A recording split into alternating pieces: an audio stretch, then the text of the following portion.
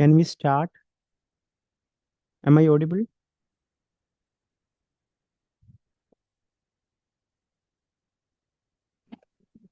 Okay.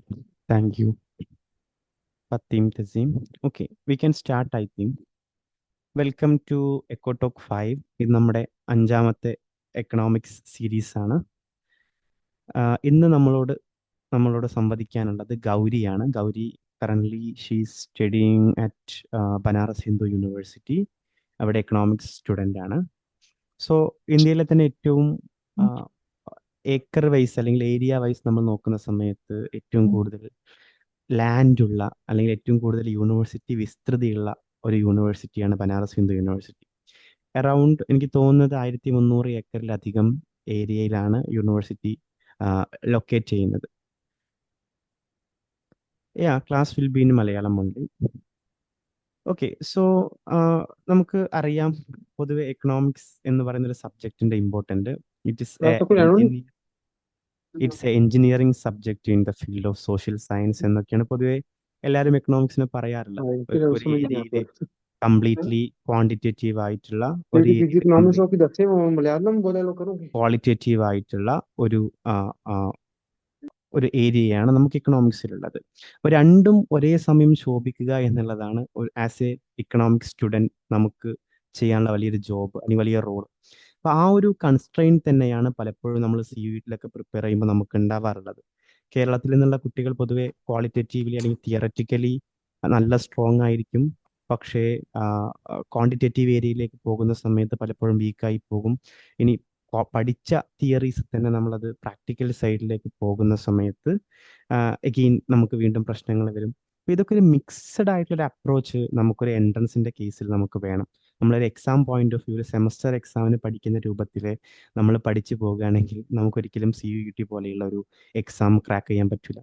അപ്പോൾ കഴിഞ്ഞ ദിവസമായിരുന്നു, കറക്റ്റ് പറയുകയാണെങ്കിൽ ഇന്നലെയാണ് എക്കണോമിക്സിന്റെ നെറ്റ് എക്സാം ഉണ്ടായിരുന്നത്. അപ്പോൾ അപ്പോഴും നെറ്റ് എക്സാം എഴുതുന്ന അല്ലെങ്കിൽ എക്സാം സിമ്പിളാണ്, ഡയറക്റ്റ് ക്വസ്റ്റ്യൻസ് ആണ് ചോദിച്ചിട്ടുള്ളത്. പക്ഷെ അത് കഴിഞ്ഞ് ഇറങ്ങുന്ന കുട്ടികളുടെയൊക്കെ ഒരു പരാതി, അപ്ലൈഡ് ലെവലിൽ ക്വസ്റ്റ്യൻസ് ചോദിക്കുന്ന സമയത്ത് നമ്മൾ പഠിച്ച ഒരു സിസ്റ്റത്തോട് ഒത്തുപോകുന്നില്ല. വലിയൊരു കൺസേൺ ആണ് അപ്പോൾ നമ്മൾ മൾട്ടിപ്പിൾ ചോയ്സ് ക്വസ്റ്റ്യൻസ് ഉള്ള എൻട്രൻസിന്റെ ഏരിയ CUET ഒക്കെ നമ്മൾ ക്രാക്ക് ചെയ്യാന്നുള്ളത്. അപ്പോൾ നമ്മുടെ എക്കോ ഡൊമൈൻ്റെയും പർപ്പസ് അത് തന്നെയാണ്. നമ്മുടെ കുട്ടികൾക്ക്, കേരളത്തിൽ നിന്നുള്ള കുട്ടികൾക്ക് അഫോർഡബിൾ ആയിട്ടുള്ള പ്രൈസിൽ ഏറ്റവും നല്ല കോച്ചിങ് എക്കണോമിക്സിന്റെ ഫീൽഡിൽ കൊടുക്കുക, അവരൊക്കെ പരമാവധി സെൻട്രൽ യൂണിവേഴ്സിറ്റീസിലേക്ക് എത്തിക്കുക എന്നുള്ളതാണ്. അപ്പോൾ ഇന്ന് നമ്മളോട് സെൻട്രൽ യൂണിവേഴ്സിറ്റിനെ പറ്റിയിട്ട് അല്ലെങ്കിൽ സ്പെസിഫിക് ആയിട്ട് പറയുകയാണെങ്കിൽ ബനാറസ് ഹിന്ദു യൂണിവേഴ്സിറ്റിയുടെ എക്കണോമിക്സ് ഡിപ്പാർട്ട്മെന്റിനെ പറ്റിയിട്ടും അവിടുത്തെ ഫാക്കൾട്ടീസിനെ പറ്റിയിട്ടും അവിടുത്തെ ഡിപ്പാർട്ട്മെന്റിന്റെ സ്പെഷ്യാലിറ്റിയെ പറ്റിയിട്ടും പൊതുവെ നമുക്ക് കേരളത്തിൽ നിന്നുള്ള കുട്ടികൾക്ക് ഉണ്ടാകുന്ന കുറേ കൺസേൺസ് ഉണ്ട് ബനാറസ് ഹിന്ദു യൂണിവേഴ്സിറ്റിയെ കുറിച്ചൊക്കെ. അതൊക്കെ തീർക്കാൻ വേണ്ടിയിട്ട്, അതുപോലെ തന്നെ CUET കഴിഞ്ഞ ഇയറിൽ CUET എക്സാം വഴി അവിടെ ജോയിൻ ചെയ്ത ഒരാളെന്നുള്ള നിലയിലുള്ള കുറേ അനുഭവങ്ങളും എങ്ങനെയാണ് അവർ പ്രിപ്പയർ ചെയ്തത് എന്നൊക്കെയാണ് നമുക്ക് ഈ ഒരു ക്ലാസ്സിൽ നമ്മളോട് ഗൗരി സംവദിക്കാൻ പോകുന്നത്. സോ വിത്തൗട്ട് ഞാൻ എൻ്റെ ഇൻട്രൊഡക്ഷൻ ദീർഘിപ്പിക്കുന്നില്ല. Gauri, are you there? Okay, I think we can directly go to session. Yeah. Okay.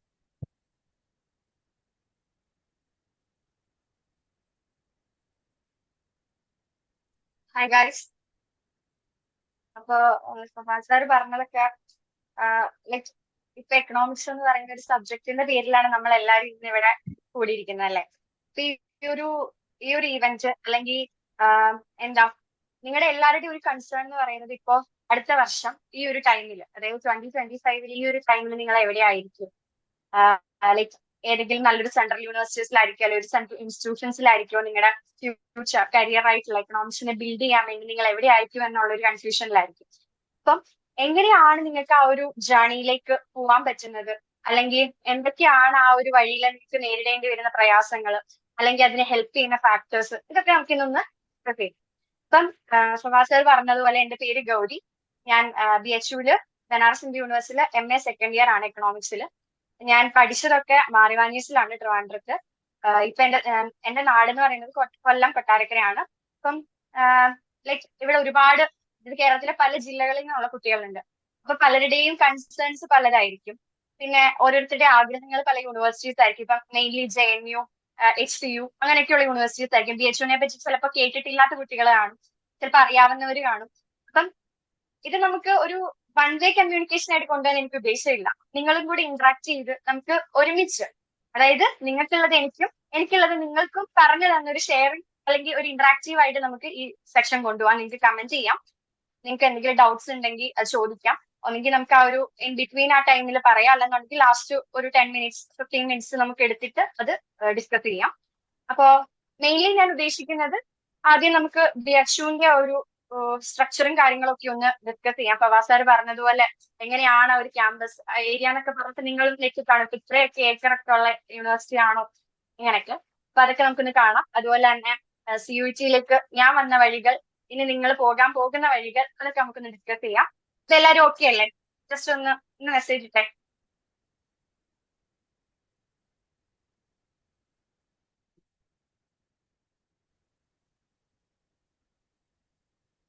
Okay, അപ്പോ ഞാൻ ഷെയർ ചെയ്യട്ടെ. എന്തെങ്കിലും അതിന്റെ ഇടയ്ക്ക് നിങ്ങൾക്ക് എന്തെങ്കിലും ബുദ്ധിമുട്ടുകൾ ഉണ്ടെങ്കിൽ നിങ്ങൾ കമന്റിൽ അറിയിച്ചോളൂ കേട്ടോ.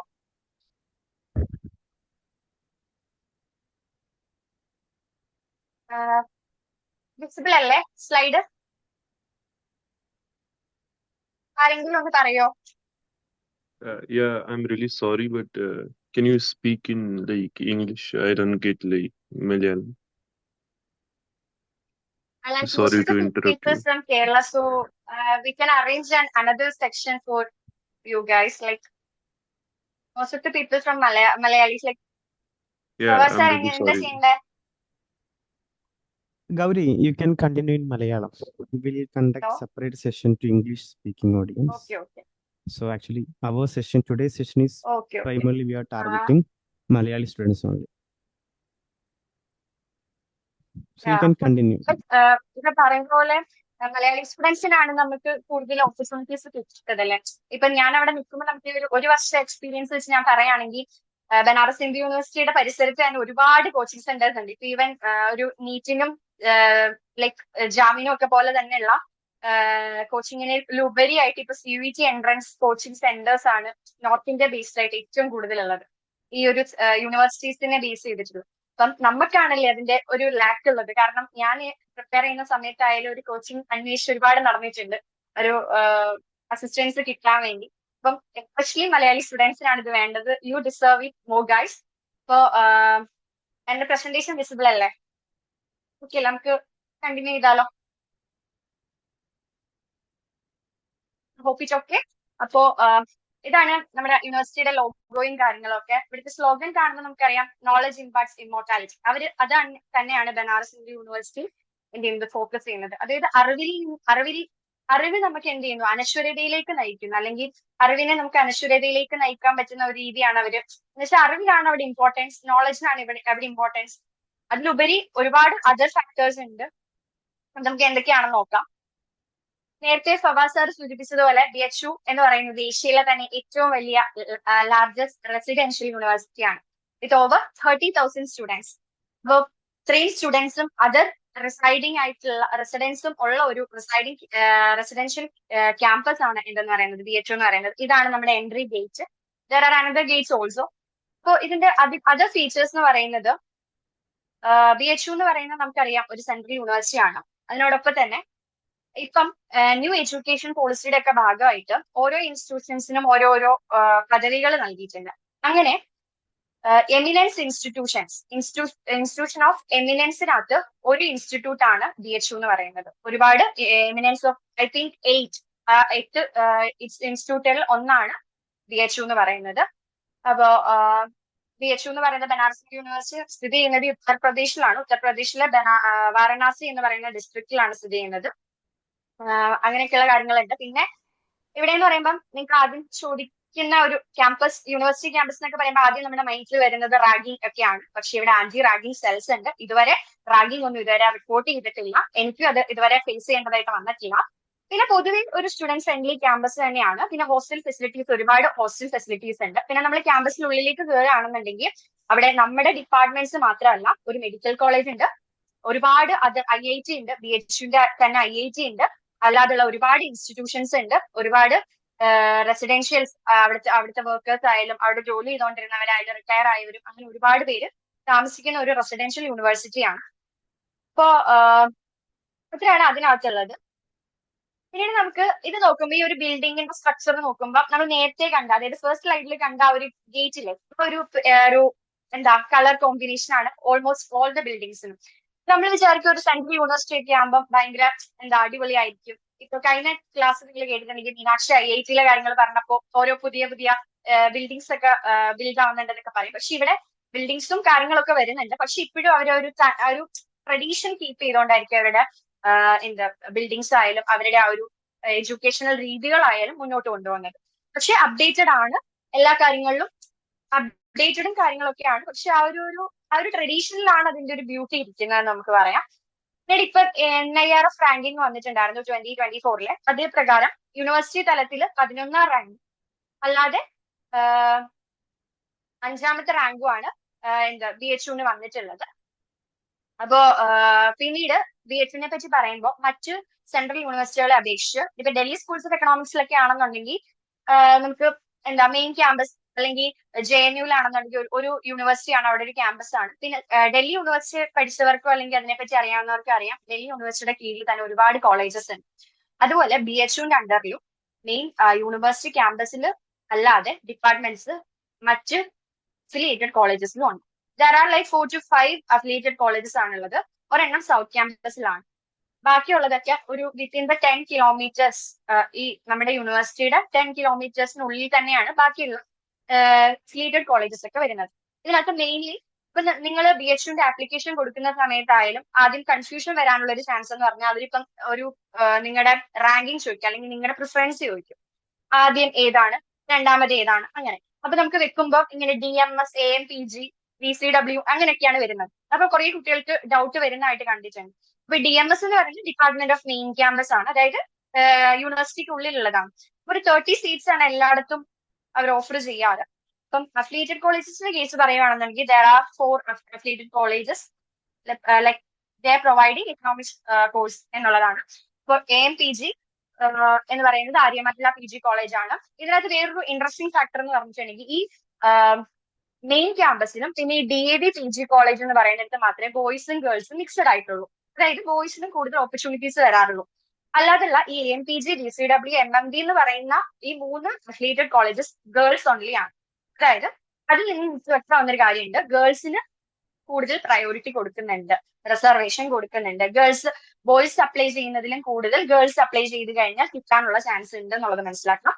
അതുപോലെ തന്നെ ഇൻസൈഡ് ക്യാമ്പസിലും ഗേൾസിന് ആ ഒരു ബഹുമാനം, ആ ഒരു ട്രീറ്റ് കിട്ടുന്നുണ്ടെന്നുള്ളതാണ് ഇപ്പം എന്റെ അനുഭവത്തിൽ നിന്നായാലും എന്റെ ഫ്രണ്ട്സിന്റെ അനുഭവത്തിൽ നിന്നായാലും ഞങ്ങൾക്ക് കിട്ടിയിട്ടുള്ളത്. കാരണം കൂടുതൽ പ്രയോറിറ്റി ഗേൾസിന് കൊടുക്കുന്നുണ്ട്. അതൊരു ഇൻട്രസ്റ്റിംഗ് ഫാക്ടർ ആണ്. എനിക്കതൊരു ഫ്രം കേരള അതൊരു ഡിഫറെന്റ് കാര്യമായിട്ട് എനിക്ക് തോന്നിയിട്ടുണ്ട്. ഇപ്പോ ഇത്രയാണ് അഫിലിയേറ്റഡ് കോളേജസ്. അപ്പം നിങ്ങൾക്ക് മെയിൻ ആയിട്ടും വരുന്ന ഒരു ക്വസ്റ്റ്യൻ ആയിരിക്കാം, ഈ അഫിലിയേറ്റഡ് കോളേജസും എന്തും തമ്മിൽ, മെയിൻ ക്യാമ്പസും തമ്മിൽ എന്തെങ്കിലും വ്യത്യാസം ഉണ്ടോ?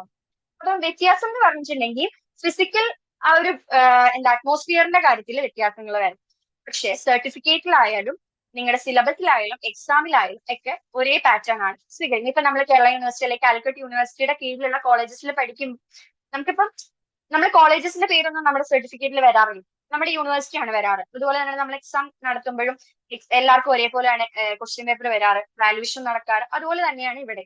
നമ്മളിപ്പം വേറെ ഒരു പർട്ടിക്കുലർ അഫിലിയേറ്റഡ് കോളേജിലാണ് പഠിക്കുന്നത് എന്ന് പറഞ്ഞിട്ടുള്ള രീതിയിലുള്ള വ്യത്യാസങ്ങളൊന്നുമില്ല. പിന്നെ കുറച്ചുകൂടെ എഫിഷ്യന്റ് ആയിട്ടുള്ള പ്രൊഫസേഴ്സ് ഒക്കെ മെയിൻ ക്യാമ്പസിലാണ്. അതായത് അവിടെ റിസർച്ച് സ്കോളേഴ്സ് ഒക്കെ മീൻസ് അവരുടെ അണ്ടറിൽ റിസർച്ച് സ്കോളേഴ്സ് ഒക്കെ വരുന്ന നല്ല നല്ല തിരക്കുള്ള നല്ല പ്രൊഫസേഴ്സ് ആയിരിക്കും എവിടെ മെയിൻ ക്യാമ്പസിലുള്ളത്. പിന്നെ ആ ഒരു ക്യാമ്പസ് ലൈഫ് എവിടെയായിരിക്കും കൂടുതൽ, മെയിൻ ക്യാമ്പസിലായിരിക്കും കൂടുതൽ. അഫിലിയേറ്റഡ് കോളേജസിലേക്ക് വരുമ്പോൾ ഒരു പീസ്ഫുൾ അറ്റ്മോസ്ഫിയർ ആണെന്ന് നമുക്ക് പറയാം. എന്ന് വെച്ചാൽ ഒരു മാറ്റി നിർത്തപ്പെട്ട ഒരു കോളേജ് മാത്രം, അധികം ബഹളങ്ങളോ തിരക്കുകളോ ഒന്നും ഇല്ല. ടീച്ചേഴ്സ് കുറച്ചുകൂടെ അപ്രോച്ചബിൾ ആയിരിക്കും. നമുക്ക് നമ്മളൊരു കോളേജിൽ പഠിക്കുമ്പോൾ നമുക്ക് കിട്ടുന്ന ആ ഒരു കംഫർട്ട് ഇല്ല, ആ ഒരു കംഫർട്ട് ആയിരിക്കും അവിടെ കിട്ടുന്നത്. ടീച്ചേഴ്സ് ഒക്കെ നല്ല ഫ്രണ്ട്ലി ആയിരിക്കും. അതുപോലെ ഹോസ്റ്റൽ ഫെസിലിറ്റീസിന്റെ കാര്യം പറയുമ്പോൾ ഡിപ്പാർട്ട്മെന്റ് ഓഫ് മെയിൻ ക്യാമ്പസിൽ ഒരുപാട് ഹോസ്റ്റൽസ് ഉണ്ട്. നമുക്ക് ദൂരെ നിന്ന് വരുമ്പോൾ നമുക്ക് പ്രയോറിറ്റി ഉണ്ട്, ഡിസ്റ്റൻസും നമ്മുടെ മാർക്കും ആണ് നോക്കുന്നത്. ഇപ്പൊ മെറിറ്റ് ബേസ് ആയാലും അല്ലാതായാലും നമുക്ക് കിട്ടാനുള്ള ചാൻസ് ഉണ്ട്.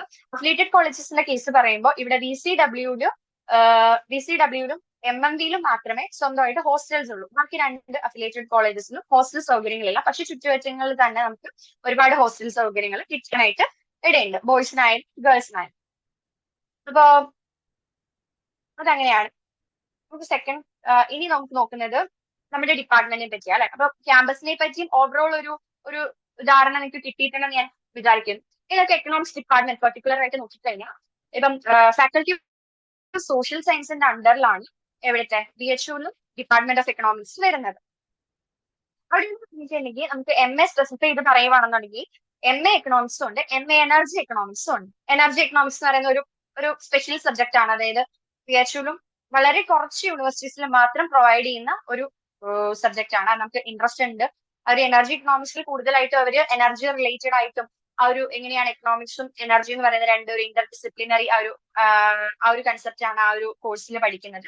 അതിലും ലിമിറ്റഡ് സീറ്റ്സ് മാത്രമേ ഉള്ളൂ. ഈ MA എനർജി എക്കണോമിക്സ് മെയിൻ ക്യാമ്പസിൽ മാത്രമേ പ്രൊവൈഡ് ചെയ്യുന്നുള്ളൂ, വേറെ അഫിലിയേറ്റഡ് കോളേജസിലൊന്നും ഇല്ല. പക്ഷെ MA എക്കണോമിക്സ് നമുക്ക് എവിടെ കിട്ടും? അഫിലിയേറ്റഡ് കോളേജസിലും കാണും. അതുകൊണ്ട് തന്നെ സീറ്റ്സും ഇപ്പം മെയിൻ ക്യാമ്പസിലും 30 സീറ്റ്സ് ലിമിറ്റ് ചെയ്തിട്ടുണ്ടെങ്കിൽ ബാക്കി ഓരോ കോളേജസിലും നമുക്ക് കിട്ടാനുള്ള ചാൻസ് ഉണ്ട്. അപ്പം ഇതാണ് നമ്മുടെ ആ ഒരു എക്കണോമിക്സ് ഡിപ്പാർട്ട്മെന്റ്. മെയിൻ ക്യാമ്പസിലെ എക്കണോമിക്സ് ഡിപ്പാർട്ട്മെന്റ് ഇതാണ്. അവിടെ അതിനെ അർത്ഥശാസ്ത്ര ഭവൻ എന്നാണ് അറിയപ്പെടുന്നത്. പിന്നീട് ഫീസ് സ്ട്രക്ചർ ഒക്കെ പറയുകയാണെന്നുണ്ടെങ്കിൽ 12K ആണ് പെർ ഇയർ. അതായത് 2 സെമിനും കൂടെ 12,000 ആയിരിക്കും വരുന്നത്. 2 വർഷത്തേക്ക് നമുക്കൊരു 24,000 വരും. അത് വേരി ചെയ്യാം, റിസർവേഷൻ വെച്ചിട്ടും നമുക്ക് അല്ലാതുള്ള നമ്മുടെ ഫൈനാൻഷ്യൽ സ്റ്റാറ്റസ് വെച്ചിട്ടും അത് ഡിഫർ ചെയ്യാം. കോമൺ ആയിട്ടുള്ളതാണ് ഇതെന്ന് പറയുന്നത്. അല്ലാതെ നമുക്കിപ്പോ സ്കോളർഷിപ്പ് വൈസും കാര്യങ്ങളൊക്കെ ഡിഫർ ചെയ്യും. അതുപോലെ തന്നെ സ്കോളർഷിപ്പ് സൗകര്യങ്ങളുണ്ട്. ഒരുപാട് സ്കോളർഷിപ്പുകൾ സെൻട്രൽ യൂണിവേഴ്സിറ്റിയിൽ പ്രത്യേകിച്ച് നമുക്ക് ഒരുപാട് സ്കോളർഷിപ്പ് ഓപ്പർച്യൂണിറ്റീസ് ഉണ്ട്. BHUവിന്റെ തന്നെ സ്കോളർഷിപ്പ് പ്രോഗ്രാംസും ഉണ്ട്. അതുപോലെ തന്നെ അറ്റൻഡൻസിന്റെ കേസ് പറയും 75% ആണ്. അത് ഒരു യൂണിവേഴ്സിറ്റി UGCന്റെ തന്നെ ഒരു നിയമത്തിൽ വരുന്നതാണ്. ഇപ്പം കുറച്ചുകൂടെ സ്ട്രിക്റ്റ് ആക്കിയിട്ടുണ്ട്. പക്ഷെ എന്നിരുന്നാലും ഒരുപാട് കുട്ടികൾ അറ്റൻഡൻസ് എന്ന് പറയുന്നത് അത്ര മാറ്റേഴ്സ് അല്ല എന്ന് ഞാൻ പറയും. കാരണം മെയിൻ ആയിട്ടും നോർത്ത് ഇന്ത്യ ഒക്കെ നമ്മൾ നോക്കുകയാണെന്നുണ്ടെങ്കിൽ ഇപ്പൊ എന്റെ ക്ലാസ്സിലായാലും ഡെയിലി റെഗുലർ ആയിട്ട് ക്ലാസ്സസിന് വരുന്ന കുട്ടികൾ ഭയങ്കര കുറവാണ്. കൂടുതലും അവര് വേറെ കോമ്പറ്റേറ്റീവ് എക്സാംസിനൊക്കെ പ്രിപ്പയർ ചെയ്ത് അങ്ങനെ പോകുന്ന കുട്ടികളാണ്. ഇപ്പം MAക്ക് ജോയിൻ ആയിട്ട് തന്നെ UPSC IES അങ്ങനെയുള്ള കോച്ചിങ്സിന് പോയി അവർ അതിനു വേണ്ടി പ്രിപ്പയർ ആയി എക്സാം എഴുതാൻ വേണ്ടി മാത്രം വരുന്നവരാണ്. അപ്പം ഇതിനകത്ത് വേറൊരു അഡ്വാൻറ്റേജ് എന്ന് പറഞ്ഞിട്ടുണ്ടെങ്കിൽ ഇപ്പം അങ്ങനെ നമുക്ക് കുറെ ഫ്രണ്ട്സ് ഉണ്ടെന്നുണ്ടെങ്കിൽ നാളെ അവരൊരു പൊസിഷനിൽ എത്തുമ്പോൾ അത് നമ്മുടെ ഫ്രണ്ട് ആണെന്ന് പറയാൻ നമുക്ക് ഭയങ്കര പ്രൗഡായിരിക്കും. പക്ഷെ അതിലുപരി നമ്മൾ അവർക്കൊരു പ്രൗഡ് ആവുന്നതായിരിക്കും നല്ലത്. പക്ഷെ എന്നിരുന്നാലും ഇങ്ങനെ പുറത്തു പോയി പഠിക്കുമ്പോൾ, പുറത്ത് യൂണിവേഴ്സിറ്റീസിൽ പ്രത്യേകിച്ച് ഇങ്ങനെയുള്ള സെൻട്രൽ യൂണിവേഴ്സിറ്റീസിൽ പോയി പഠിക്കുമ്പോൾ നമുക്ക് ഒരുപാട് കണക്ഷൻസ് കിട്ടും. അത് ഒരുപക്ഷെ കേരളത്തിൽ നമ്മൾ പഠിച്ചു കഴിഞ്ഞാൽ ചിലപ്പം കിട്ടുമായിരിക്കും. കാരണം എല്ലാവർക്കും നല്ല കഴിവുണ്ട്, വർക്ക് ചെയ്യുന്ന കുട്ടികളുണ്ട്. പക്ഷെ കൂടുതലും നമുക്ക് ഈ ഒരു അറ്റ്മോസ്ഫിയറിൽ നിന്നായിരിക്കും അങ്ങനെയുള്ള നല്ല നല്ല പൊസിഷൻസിൽ എത്തുന്ന അല്ലെങ്കിൽ നമ്മുടെ സീനിയേഴ്സ് പാസ് ഔട്ട് ആവുന്ന സീനിയേഴ്സ് അല്ലെങ്കിൽ അവിടെ പഠിച്ചിരുന്ന അലൂമിനാസ് അവരെയൊക്കെ ഇടയ്ക്കിടയ്ക്ക് യൂണിവേഴ്സിറ്റി കൊണ്ടുവരാറുണ്ട് ക്ലാസ്സിനും കാര്യങ്ങൾക്കൊക്കെ. അപ്പൊ നമുക്ക് അവരുമായിട്ട് ഒരു കോൺടാക്ട് കീപ്പ് ചെയ്യാം. നമ്മൾ ഫെർദർ കരിയർ ബിൽഡ് ചെയ്യാൻ വേണ്ടി അവരുടെ അസിസ്റ്റൻസ് ചോദിക്കാം. അങ്ങനെയൊക്കെയുള്ള കാര്യങ്ങൾ ഒരുപാടുണ്ട്. അപ്പം ഇപ്പൊ നാട്ടിൽ നിന്ന് ഇത്ര ദൂരെ പോവല്ലേ, ഇടയ്ക്ക് നാട്ടിൽ വരണമെങ്കിൽ എങ്ങനെ അറ്റൻഡൻസ് സീനാവോ എന്നൊക്കെ ഉള്ള ഡൗട്ട്സ് ഉള്ളവർക്ക് അറ്റൻഡൻസ് അത്ര പ്രശ്നമില്ല. പക്ഷെ നമുക്ക് ഇപ്പം യൂണിവേഴ്സിറ്റി നമ്മൾ ഇത്രയും ദൂരം പോകുന്നത് അവിടുത്തെ ക്ലാസ്സസും അവിടുത്തെ ലെക്ചേഴ്സും ഒക്കെ എൻജോയ് ചെയ്യാനാണ്, അതൊക്കെ എക്സ്പ്ലോർ ചെയ്യാൻ വേണ്ടിയിട്ടാണ്. അപ്പം മാക്സിമം ക്ലാസ് അറ്റൻഡ് ചെയ്യാൻ നോക്കുക. അല്ലാത്ത സമയങ്ങളിൽ ലൈബ്രറി മറ്റു സൗകര്യങ്ങൾ ഉപയോഗിക്കാവുന്നതാണ്. പിന്നെ എക്കണോമിക്സ് ഡിപ്പാർട്ട്മെന്റ് ഒരു പ്രത്യേകത പറയുകയാണെങ്കിൽ റിവൈസ്ഡ് ആൻഡ് അപ്ഡേറ്റഡ് ആയിട്ടുള്ള ഒരു സിലബസ് ആണ് അവിടെ ഉള്ളത്. എന്ന് പറഞ്ഞിട്ടുണ്ടെങ്കിൽ മറ്റു യൂണിവേഴ്സിറ്റീസിൽ നിന്നും പ്രത്യേകിച്ച് കേരളത്തിൽ നിന്നും ഡിഫറെന്റ് ആയിട്ട് അപ്ഡേറ്റഡ് ആയിട്ട് മിക്കവാറും സിലബസ് റിവിഷൻ നടക്കുന്ന പ്രോമിനന്റ് ആയിട്ടുള്ള പ്രൊഫസേഴ്സ് എപ്പോഴും ആ ഒരു സിലബസിനെ പറ്റി തന്നെ പഠിച്ച് ഓരോ വർഷം എന്ത് മാറ്റം വരുത്താൻ മനസ്സിലാക്കിക്കൊണ്ട് അവർ റിവൈസ് ചെയ്യുന്ന ഒരു സിലബസ് ആണ് എക്കണോമിക്സ് ഡിപ്പാർട്ട്മെന്റിൽ BHUവിൽ ഉള്ളത്. അവരത് പ്രൊവൈഡ് ചെയ്യുന്നത്. ഇനി എങ്ങനെയാണ് ഇവിടേക്ക് എത്തിപ്പെടുക അല്ലെങ്കിൽ അതിനുള്ള ക്രൈറ്റീരിയ എന്തൊക്കെയാണെന്ന് നോക്കാം. മെയിൻ ആയിട്ടും മറ്റു യൂണിവേഴ്സിറ്റീസിനെ പോലെ തന്നെ CUT മാർക്ക് തന്നെയാണ് ഇവിടുത്തെ അടിസ്ഥാനം. അപ്പൊ അത് മെയിൻ ആയിട്ടും BHUവിന്റെ ഒരു ട്രെൻഡ് വെച്ച് നോക്കുമ്പോൾ ചിലപ്പോൾ CUT എക്സാമിന് മുമ്പേ തന്നെ ഇവരുടെ അഡ്മിഷൻ പ്രൊസീജിയേഴ്സ് ഒക്കെ സ്റ്റാർട്ട് ആവും. അല്ലെങ്കിൽ അഡ്മിഷൻ പ്രൊസീജിയേഴ്സ് അല്ല, ആപ്ലിക്കേഷൻ ഒക്കെ വിളിക്കും. അപ്പൊ നിങ്ങൾ നോക്കിയിരിക്കുക. ചിലപ്പോൾ നേരത്തെ എല്ലാ യൂണിവേഴ്സിറ്റീസിനെക്കാട്ടും നേരത്തെ BHUവിന്റെ ആപ്ലിക്കേഷൻ വിളിക്കാൻ ചാൻസ് ഉണ്ട്. അപ്പൊ സെപ്പറേറ്റ് ആപ്ലിക്കേഷൻ നമുക്ക് അയക്കാം. സെപ്പറേറ്റ് ആണ് ആപ്ലിക്കേഷൻ വരുന്നത്. പിന്നെ നമ്മുടെ CUT ആപ്ലിക്കേഷൻ നമ്പർ കാര്യങ്ങളും പിന്നീട് CUT എക്സാം കഴിഞ്ഞിട്ട് നമ്മൾ എൻ്റർ ചെയ്ത് കൊടുക്കും. റിസൾട്ട് വരുമ്പോൾ അത് അവർ ആക്സസ് ചെയ്തിട്ട് നമുക്ക് അതുമായിട്ട് അറ്റാച്ച് ചെയ്ത് നമ്മുടെ ഒന്നും കൂടെ നമ്മുടെ പ്രിഫറൻസ് ഒക്കെ മോഡിഫൈ ചെയ്യാനുള്ള ഒരു അവസരം വരും. ഇത് കഴിഞ്ഞിട്ട് നമ്മുടെ ഒരു ലിസ്റ്റ്, ശരിക്കും BHU ഒരു ഒഫീഷ്യൽ ലിസ്റ്റ് ഒന്നും പ്രൊവൈഡ് ചെയ്യില്ല. നമ്മുടെ മാർക്ക് അനുസരിച്ച് നമ്മൾ ക്വാളിഫൈ ആണെന്നുണ്ടെങ്കിൽ നമുക്ക് ഒരു മെയിൽ വരികയാണ് ചെയ്യാറ് പൊതുവെ. പിന്നെ നമുക്ക് first cut off, second cut off എന്നൊക്കെ പറയാം. അത് ചില ഹെൽപ്പ് ഡെസ്ക് വഴിയൊക്കെ നമുക്കത് ആക്സസ് ചെയ്യാൻ പറ്റും, നമുക്ക് കിട്ടോ ഇല്ല എന്നൊക്കെ. അറൌണ്ട് 5 റൗണ്ട്സ് വരെ ഉണ്ട് അഡ്മിഷന്റെ. ആ ഒരു 5th റൗണ്ട് വരെ നമുക്ക് ഇങ്ങനെ മെയിൽ വന്നുകൊണ്ടേ ഇരിക്കും. സെലക്ട് ആയവർ നമുക്കത് വേണമെങ്കിൽ ലോക്ക് ചെയ്യാം, അല്ലെന്നുണ്ടെങ്കിൽ ക്യാൻസൽ ചെയ്യാം, എന്താണെങ്കിലും ചെയ്യാം. അത് അതിനുശേഷം അല്ലാന്നുണ്ടെങ്കിൽ നമ്മളിപ്പം പ്രിഫറൻസ് വെക്കുമ്പോൾ മെയിൻ ക്യാമ്പസ് ഇതുപോലുള്ള അഫിലിയേറ്റഡ് മൂന്ന് അഫിലിയേറ്റഡിന്റെ പേരാണ് വെച്ചിരിക്കുന്നുണ്ടെന്നുണ്ടെങ്കിൽ ചിലപ്പോൾ നമ്മുടെ മാർക്ക് വെച്ച് ഫസ്റ്റ് റൗണ്ടിൽ നമുക്ക് അഫിലിയേറ്റഡിലായിരിക്കും കിട്ടുന്നത്. പക്ഷെ നമുക്കൊരു ഹോപ്പ് ഉണ്ട്, നമുക്ക് മെയിൻ ക്യാമ്പസ് തന്നെ പഠിക്കണം എന്ന് ആഗ്രഹം ഉണ്ടെങ്കിൽ നമുക്കത് അപ്ഗ്രേഡ് ചെയ്ത് കൊടുത്തു കഴിഞ്ഞിട്ടുണ്ടെങ്കിൽ നമുക്ക് സെക്കൻഡ് റൗണ്ടിലോ തേർഡ് റൗണ്ടിലോ എന്ത് ചെയ്യാം, മെയിൻ ക്യാമ്പസിലേക്ക് കിട്ടുവാണെന്നുണ്ടെങ്കിൽ അത് അപ്ഗ്രേഡ് ആവാനുള്ള ഓപ്ഷൻ ഉണ്ട്. അല്ല, നിങ്ങളിപ്പോ ഒരു പർട്ടിക്കുലർ അഫിലിയേറ്റഡ് കോളേജിനെ ആണ് സ്പെസിഫൈ ചെയ്യുന്നത്, അല്ലെങ്കിൽ ഈ കോളേജ് എനിക്ക് പഠിച്ചാൽ മതി, അപ്പൊ അവിടെ കിട്ടുവാണെന്നുണ്ടെങ്കിൽ നിങ്ങൾക്ക് അത് ലോക്ക് ചെയ്ത് നിങ്ങളുടെ അഡ്മിഷൻ സെക്യൂർ ആക്കാനുള്ള ഓപ്ഷൻസും ഉണ്ട്. പിന്നെ CUT സ്കോർ കാർഡ് ആണ് മെയിൻ ആയിട്ടുള്ള മാനദണ്ഡം. പിന്നെ UGയിൽ ഒരു 55% മാർക്കാണ് അവർ പറയുന്നത്. പിന്നെ UG സ്റ്റുഡൻസിന് വേണ്ടിയിട്ടാണെന്നുണ്ടെങ്കിൽ അതൊരു +2 മിനിമം മാർക്കുമാണ് പറയുന്നത്. There is no specific cut off, ഞാൻ പറഞ്ഞതുപോലെ. പിന്നെ ഒരു കേസ് എന്ന് പറഞ്ഞിട്ടുണ്ടെങ്കിൽ ഈ റൗണ്ട് ഓഫ് അഡ്മിഷൻസ് ഒരു 5th റൗണ്ട് വരെ കംപ്ലീറ്റ് ആയി കഴിഞ്ഞ് കഴിഞ്ഞിട്ടുണ്ടെങ്കിൽ വേക്കന്റ് ആയിട്ടുള്ള സീറ്റ്സിലേക്ക് സ്പോട്ട് അഡ്മിഷൻ വിളിക്കാറുണ്ട്. അപ്പൊ അത് നമ്മൾ ഫിസിക്കലി പ്രസന്റ് ആയിട്ട് അവിടെ ഫിസിക്കൽ വെരിഫിക്കേഷന് ചെല്ലുക. അപ്പം നമ്മുടെ മാർക്ക് അനുസരിച്ച് നമുക്ക് കിട്ടാറുണ്ട്.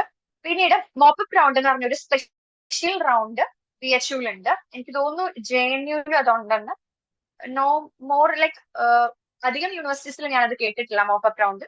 അപ്പൊ ഇപ്പൊ ഇതിന്റെ MA എക്കണോമിക്സിന്റെ മോപ്പപ്പ് റൗണ്ട് സ്റ്റാർട്ട് ആയിട്ടുണ്ട്.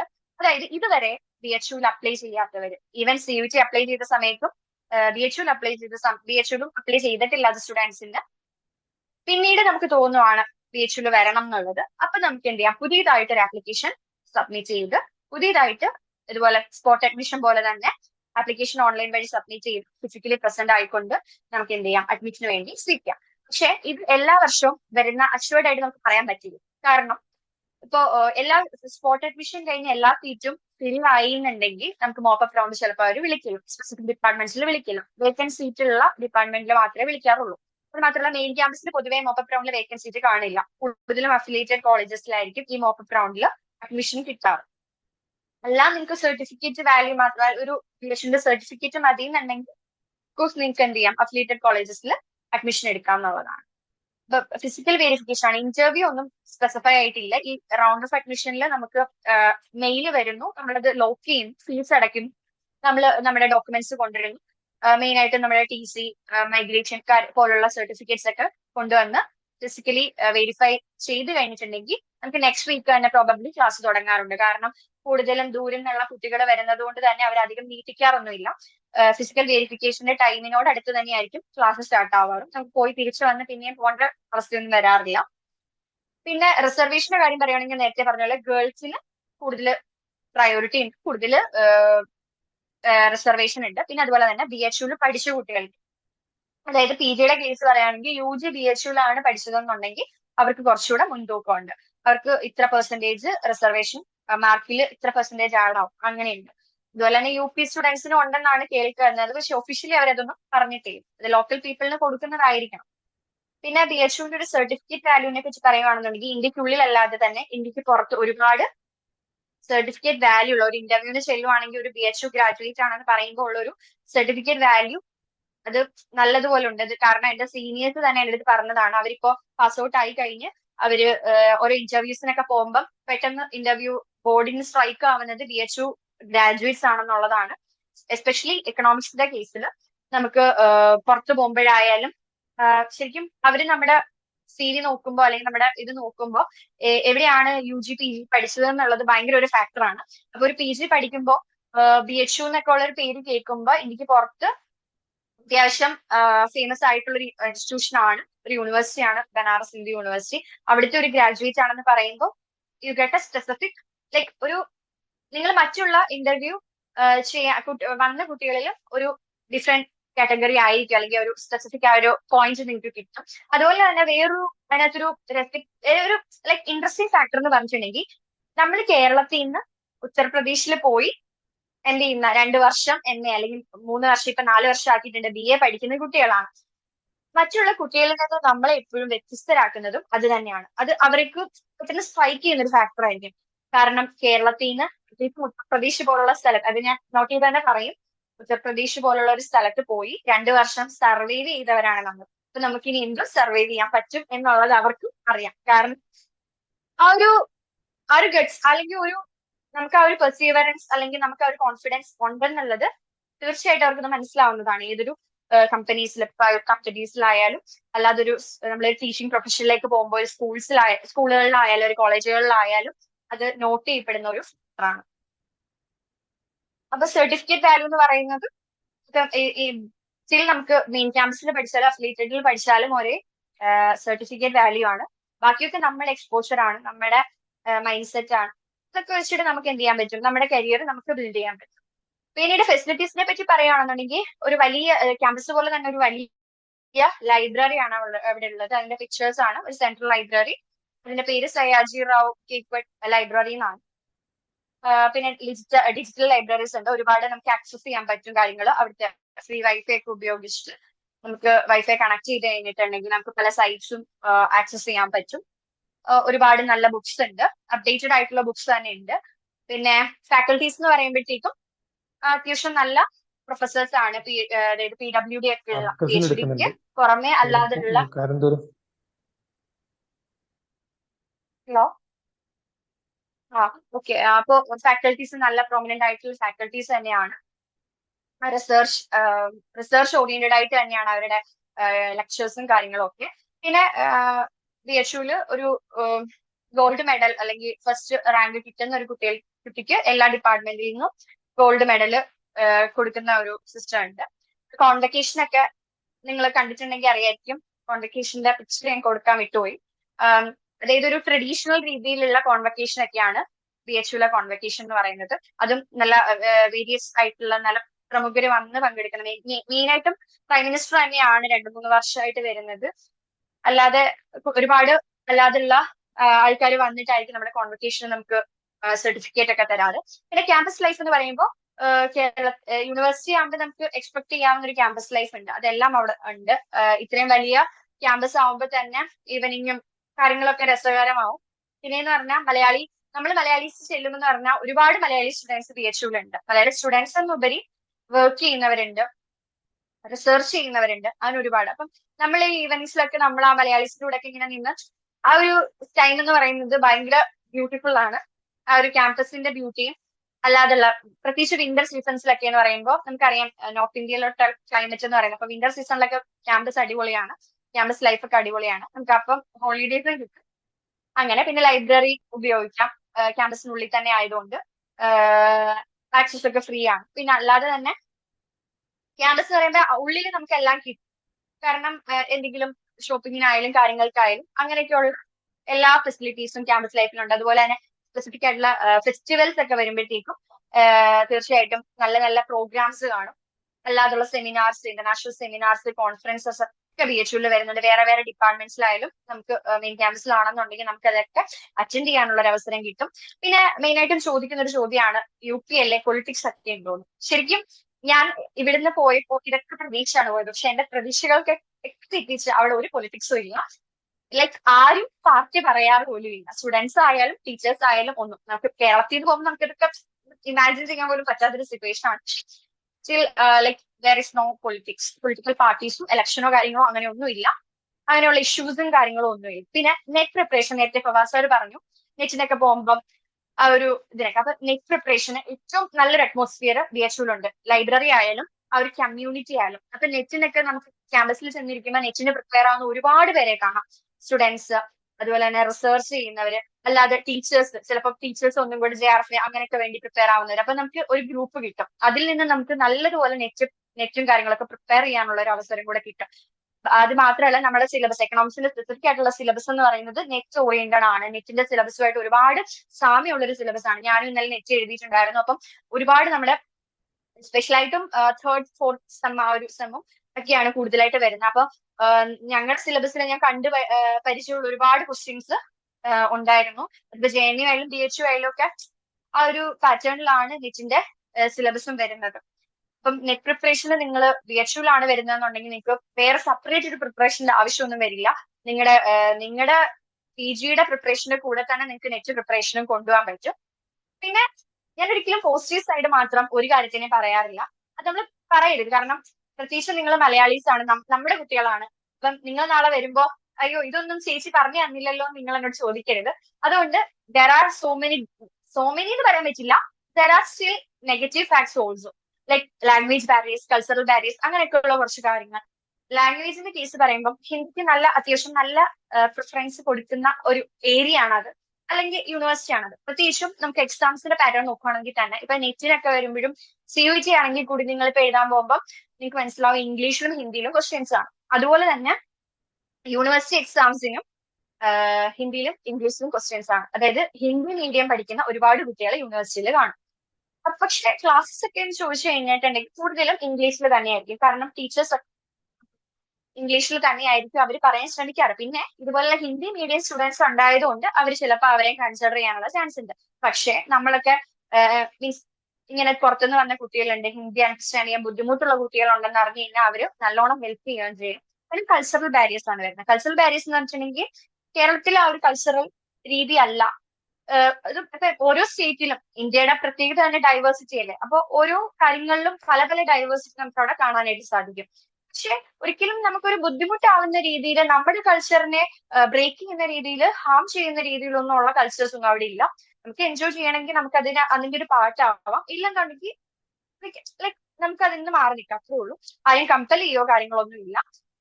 പിന്നെ ഞാനത് നോട്ട് ചെയ്യാൻ വിട്ടുപോയ ഒരു കാര്യം എന്ന് പറഞ്ഞിട്ടുണ്ടെങ്കിൽ നമുക്ക് നോർത്ത് ഇന്ത്യ ആകുമ്പോൾ അറിയാം, നോർത്ത് ഇന്ത്യ ഒക്കെ പോയിട്ടുള്ളവർക്കാണെങ്കിൽ അറിയാം കുറച്ച് വൃത്തിയുടെ ഇഷ്യൂസ് ഒക്കെ കാണും.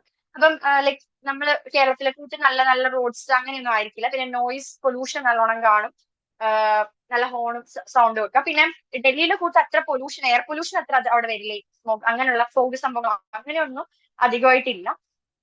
പക്ഷെ വിന്റർ സീസണിൽ മഞ്ഞും കാര്യങ്ങളൊക്കെ വരാറുണ്ട്, എന്നാലും നമുക്കൊരു ബുദ്ധിമുട്ടായിട്ട് അങ്ങനെ വരാറില്ല. പിന്നെ ഹെൽത്ത് ഇഷ്യൂസിന്റെ കേസ് പറയുകയാണെന്നുണ്ടെങ്കിൽ ഫെസിലിറ്റീസ് ഉണ്ട്. ക്യാമ്പസിനുള്ളിൽ തന്നെ ഒരു മെഡിക്കൽ കോളേജ് ഉണ്ട്, അവിടെ ഒരുപാട് മലയാളി ഡോക്ടേഴ്സും നഴ്സസും ഒക്കെ ഇത് ചെയ്യുന്നുണ്ട്. അതുകൊണ്ട് നമുക്ക് ആക്സസിബിലിറ്റി ഒക്കെ ഉണ്ട്. പിന്നെ കഴിവതും ഞങ്ങൾ മലയാളീസ് ഒന്നും അറിയാം അങ്ങനെ നമ്മൾ പ്രൊമോട്ട് ചെയ്യാറില്ല ഹോസ്പിറ്റൽസിൽ പോകാൻ. കാരണം ഒരുപാട് വൈറൽ ഫീവേഴ്സും കാര്യങ്ങളും ഒക്കെ നടക്കുന്ന സമയം ആയതുകൊണ്ട് ആ ഒരു സമയമൊക്കെ ആണെന്നുണ്ടെങ്കിൽ നമ്മൾ കൂടുതലും ഓൺലൈൻ കൺസൾട്ടേഷൻ ആയിരിക്കും പ്രിഫർ ചെയ്യാറ്. പക്ഷെ കൂടുതലായിട്ട് അങ്ങനെ അസുഖങ്ങളൊന്നും ഡൽഹിയിലെ കൂട്ട് പ്രോബ്ലംസ് ഒന്നും അങ്ങനെ വരാറില്ല. ഇനി ഒരു പ്രോഗ്രാം ഓവർവ്യൂ നോക്കുകയാണെന്നുണ്ടെങ്കിൽ നമുക്ക് 2-year PG course, 4-year degree course. ഇപ്പം 4-year ഇന്റഗ്രേറ്റഡ് ആയിട്ട് തുടങ്ങിയിട്ടുണ്ട്. അതിന്റെ ആ ഒരു റിവിഷൻ ഒക്കെ നടക്കുന്നേ ഉള്ളൂ, സിലബസ് റിവിഷൻ ഒക്കെ. അതുകൊണ്ടാണ് ഞാൻ കൂടുതൽ അത് ആഡ് ചെയ്യാനത്. അതിന്റെ അഡ്മിഷൻ പ്രൊസീജിയേഴ്സ് ഒന്നും ആയിട്ടുമില്ല, UGയുടെ ഫസ്റ്റ് റൗണ്ട് ആവുന്നതേ ഉള്ളൂ. പിന്നെ BA പ്രോഗ്രാം ഉണ്ട്, അത് ട്രിപ്പിൾ മെയിൻ ആണ് മെയിൻ ആയിട്ട് വരുന്നത്. 3ാമത്തെ വർഷം നമുക്ക് മാറാൻ പറ്റുന്നതാണ്. പിന്നെ ഞാനിവിടെ കൊടുത്തിരിക്കുന്ന സിലബസ് നമ്മുടെ MA എക്കണോമിക്സിന്റെ സിലബസ് ആണ്. ഇവിടെ കോർ കോഴ്സ് ഉണ്ട്, സ്പെഷ്യലൈസേഷൻ ഉണ്ട്, ഡെസേർട്ടേഷൻ ലാസ്റ്റ് സെം വരുമ്പോൾ ഡെസേർട്ടേഷൻ ഉണ്ട്, എലക്ടീവ്സ് ഉണ്ട്. കോറിന്റെ 12 ആണ് ക്രെഡിറ്റ്. മുഴുവനായിട്ടും നമുക്ക് 20 ക്രെഡിറ്റ് ആണ് വരുന്നത്. ക്രെഡിറ്റ് ബേസ്ഡ് തന്നെയാണ് സിസ്റ്റം. അപ്പം ടോട്ടൽ ആയിട്ട് നമ്മൾ ഒരു PG പഠിച്ചിറങ്ങുമ്പോൾ നമുക്ക് 20 ക്രെഡിറ്റ്സ് ആണ് വേണ്ടത്. അതിൽ കൂടുതലും നമുക്ക് നമ്മുടെ പൊട്ടൻഷ്യൽ വെച്ചിട്ട് നമുക്ക് എന്ത് ചെയ്യാം, ചൂസ് ചെയ്യാൻ പറ്റും. പിന്നെ സെമസ്റ്റർ വൈസ് നോക്കുകയാണെന്നുണ്ടെങ്കിൽ കോർ കോഴ്സസ് വരുന്നത് micro, macro, quantitative methods, statistics, international economics. ഇപ്പോ നമ്മള് പ്രത്യേകിച്ചായിട്ടും ഇപ്പം പ്രവാസ് സാർ നേരത്തെ പറഞ്ഞതുപോലെ തന്നെ ക്വാണ്ടിറ്റേറ്റീവിന്റെ കാര്യത്തിൽ നമുക്ക് നല്ല ബുദ്ധിമുട്ടായിരിക്കും. എസ്പെഷ്യലി എനിക്കും ആ ഒരു ബുദ്ധിമുട്ടുണ്ടായിരുന്നു. കാരണം നമ്മൾ ഡിഗ്രിയിലൊന്നും അധികം ക്വാണ്ടിറ്റേറ്റീവ് ബേസ്ഡ് പോകുന്നില്ല. പക്ഷേ ഡൽഹി സ്കൂൾസ് ഓഫ് എക്കണോമിക്സിനെ JNU വെച്ച് കമ്പയർ ചെയ്യുമ്പോൾ ഡൽഹി സ്കൂൾസ് ഓഫ് എക്കണോമിക്സിനൊന്നും അത്ര ക്വാണ്ടിറ്റേറ്റീവ് ആയിട്ടുള്ള സംഭവങ്ങളില്ല. പക്ഷെ ഉണ്ട്. പിന്നെ നമുക്ക് 3rd സെം 4th സെം വരുമ്പോൾ നമ്മുടെ ചോയ്സ് ആണ്. നമുക്ക് ക്വാണ്ടിറ്റേറ്റീവ് ആയിട്ട് പോകണം എന്നുണ്ടെങ്കിൽ നമുക്ക് അത് പോവാം. ക്വാളിറ്റേറ്റീവ് ആയിട്ടുള്ള തിയറി ബേസ്ഡ് ആയിട്ടുള്ള സബ്ജക്ട് എടുക്കണം എന്നുണ്ടെങ്കിൽ അങ്ങനെയും പോവാം. ഇവിടെ കമ്പൽസറി ആയിട്ട് പഠിക്കേണ്ടതാണ് കോർ കോഴ്സസ് വരുന്നത്. പിന്നെ പബ്ലിക് എക്കണോമിക്സ് ഉണ്ട്, സോഷ്യൽ സെക്ടർ ആൻഡ് എൻവയോൺമെന്റ് ഉണ്ട്, ഡെവലപ്മെന്റ് എക്കണോമിക്സ് ഉണ്ട്, ഡൈനാമിക് മാക്രോ ഉണ്ട്, ഇൻട്രൊഡക്ടറി എക്കണോമെട്രിക്സ് ഉണ്ട്. ഈ ഫസ്റ്റ് സെമിലും സെക്കൻഡ് സെമസ്റ്ററിലും ഉള്ള കോഴ്സസ് ഒക്കെ നമുക്ക് കമ്പൽസറി ആണ്. ഇതൊക്കെ അത്യാവശ്യം നല്ല അപ്ഡേറ്റഡ് ആയിട്ടുള്ള സിലബസ് തന്നെയാണ്. നല്ല നല്ല റെഫറൻസും കാര്യങ്ങളും ഒക്കെ നമുക്ക് ലൈബ്രറിയിൽ തന്നെ കിട്ടും ഇതിന്റെയൊക്കെ. പിന്നെ ടീച്ചേഴ്സ് ആയാലും അത്യാവശ്യം നോട്ട്സ് ഒക്കെ അവർ പ്രൊവൈഡ് ചെയ്യാറുണ്ട്. അവരുടെ ലെക്ചേഴ്സ് ഒക്കെ എന്ന് പറയുന്നത് സ്റ്റാൻഡേർഡ് ലെക്ചേഴ്സ് ആണ്. ആ ഒരു ലെക്ചേഴ്സ് ഒക്കെ നമുക്ക് എക്സാമിന് നല്ല ഹെൽപ്ഫുൾ ആവുന്നതാണ്. പിന്നീട് വരുന്നത് സ്പെഷ്യലൈസേഷനും എലക്ടീവ്സും ആണ്. അതിന് ഉപരിയായിട്ട് തേർഡ് സെമസ്റ്ററിലും ഫോർത്ത് സെമസ്റ്ററിലും നമുക്ക് research methodology and computer application പഠിക്കാനുണ്ട്.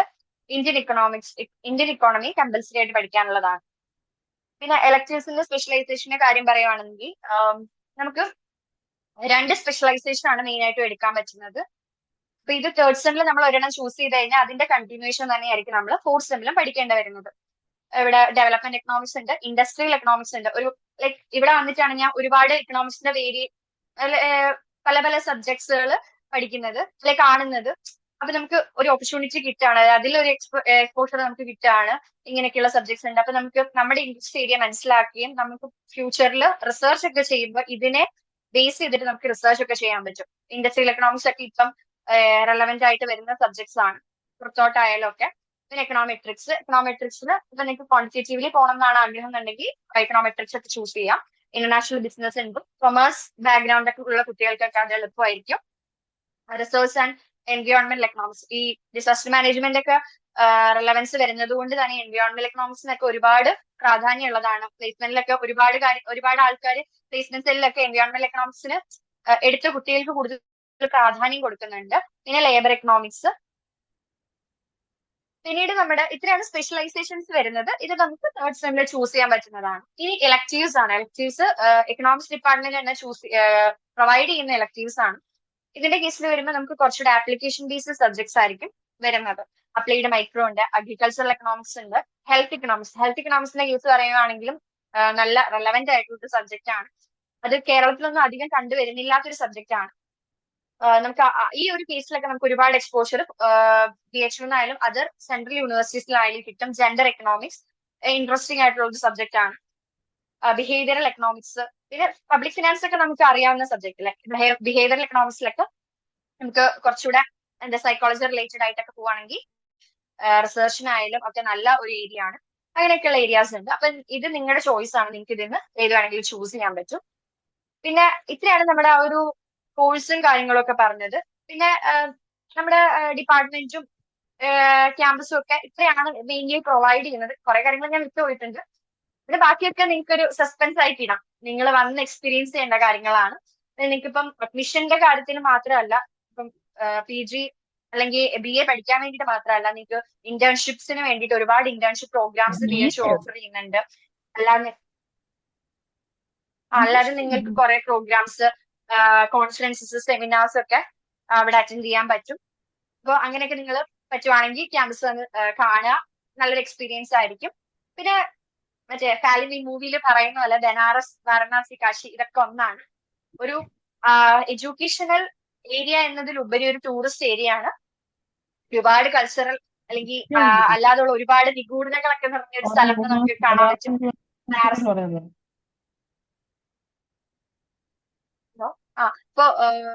ഇപ്പൊ ഒരു എന്താ പറയുന്നേ, ആ ഒരു ടൈറ്റിൽ പറയുന്ന പോലെ തന്നെ ഒരുപാട് എക്സ്പ്ലോർ ചെയ്യാൻ പറ്റുന്ന ഒരു ഏരിയയാണ് നമുക്ക്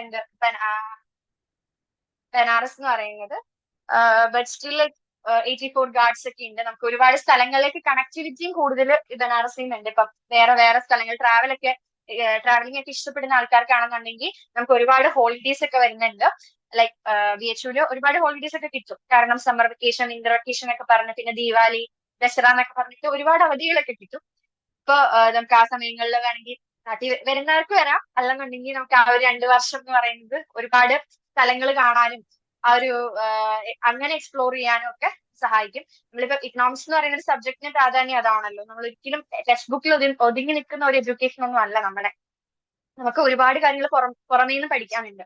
ഇപ്പൊ ഇപ്പം ഞങ്ങളൊക്കെ ഒരു ബഡ്ജറ്റ് ട്രിപ്പ് ഒക്കെ പ്ലാൻ ചെയ്യുന്നുണ്ടായിരുന്നു. അപ്പൊ ഇക്കണോമിക്സിന്റെ ഭാഗമായിട്ട് നമുക്ക് എങ്ങനെ ബഡ്ജറ്റ് ഫ്രണ്ട്ലി ആയിട്ടൊക്കെ ട്രിപ്പ് പോവാ, അല്ലെങ്കിൽ ബഡ്ജറ്റ് ഫ്രണ്ട്ലി ആയിട്ട് ലൈഫ് സ്റ്റൈൽ എങ്ങനെ ഇത് ചെയ്യാന്നൊക്കെ ഉള്ളത്. അതൊക്കെ നമ്മുടെ ഒരു നമ്മൾ എക്കണോമിക്സ് പഠിക്കുന്നത് നമ്മളത് അപ്ലൈ ചെയ്യുന്ന ആപ്ലിക്കേഷൻ ലെവലിലേക്ക് കൊണ്ടുപോകാൻ നിങ്ങൾക്ക് സെൻട്രൽ യൂണിവേഴ്സിറ്റി ഒക്കെ പഠിക്കുമ്പോൾ അതിൻ്റെതായ ഒരു എക്സ്പീരിയൻസ് നിങ്ങൾക്ക് കൂടുതൽ കിട്ടാറുണ്ട്.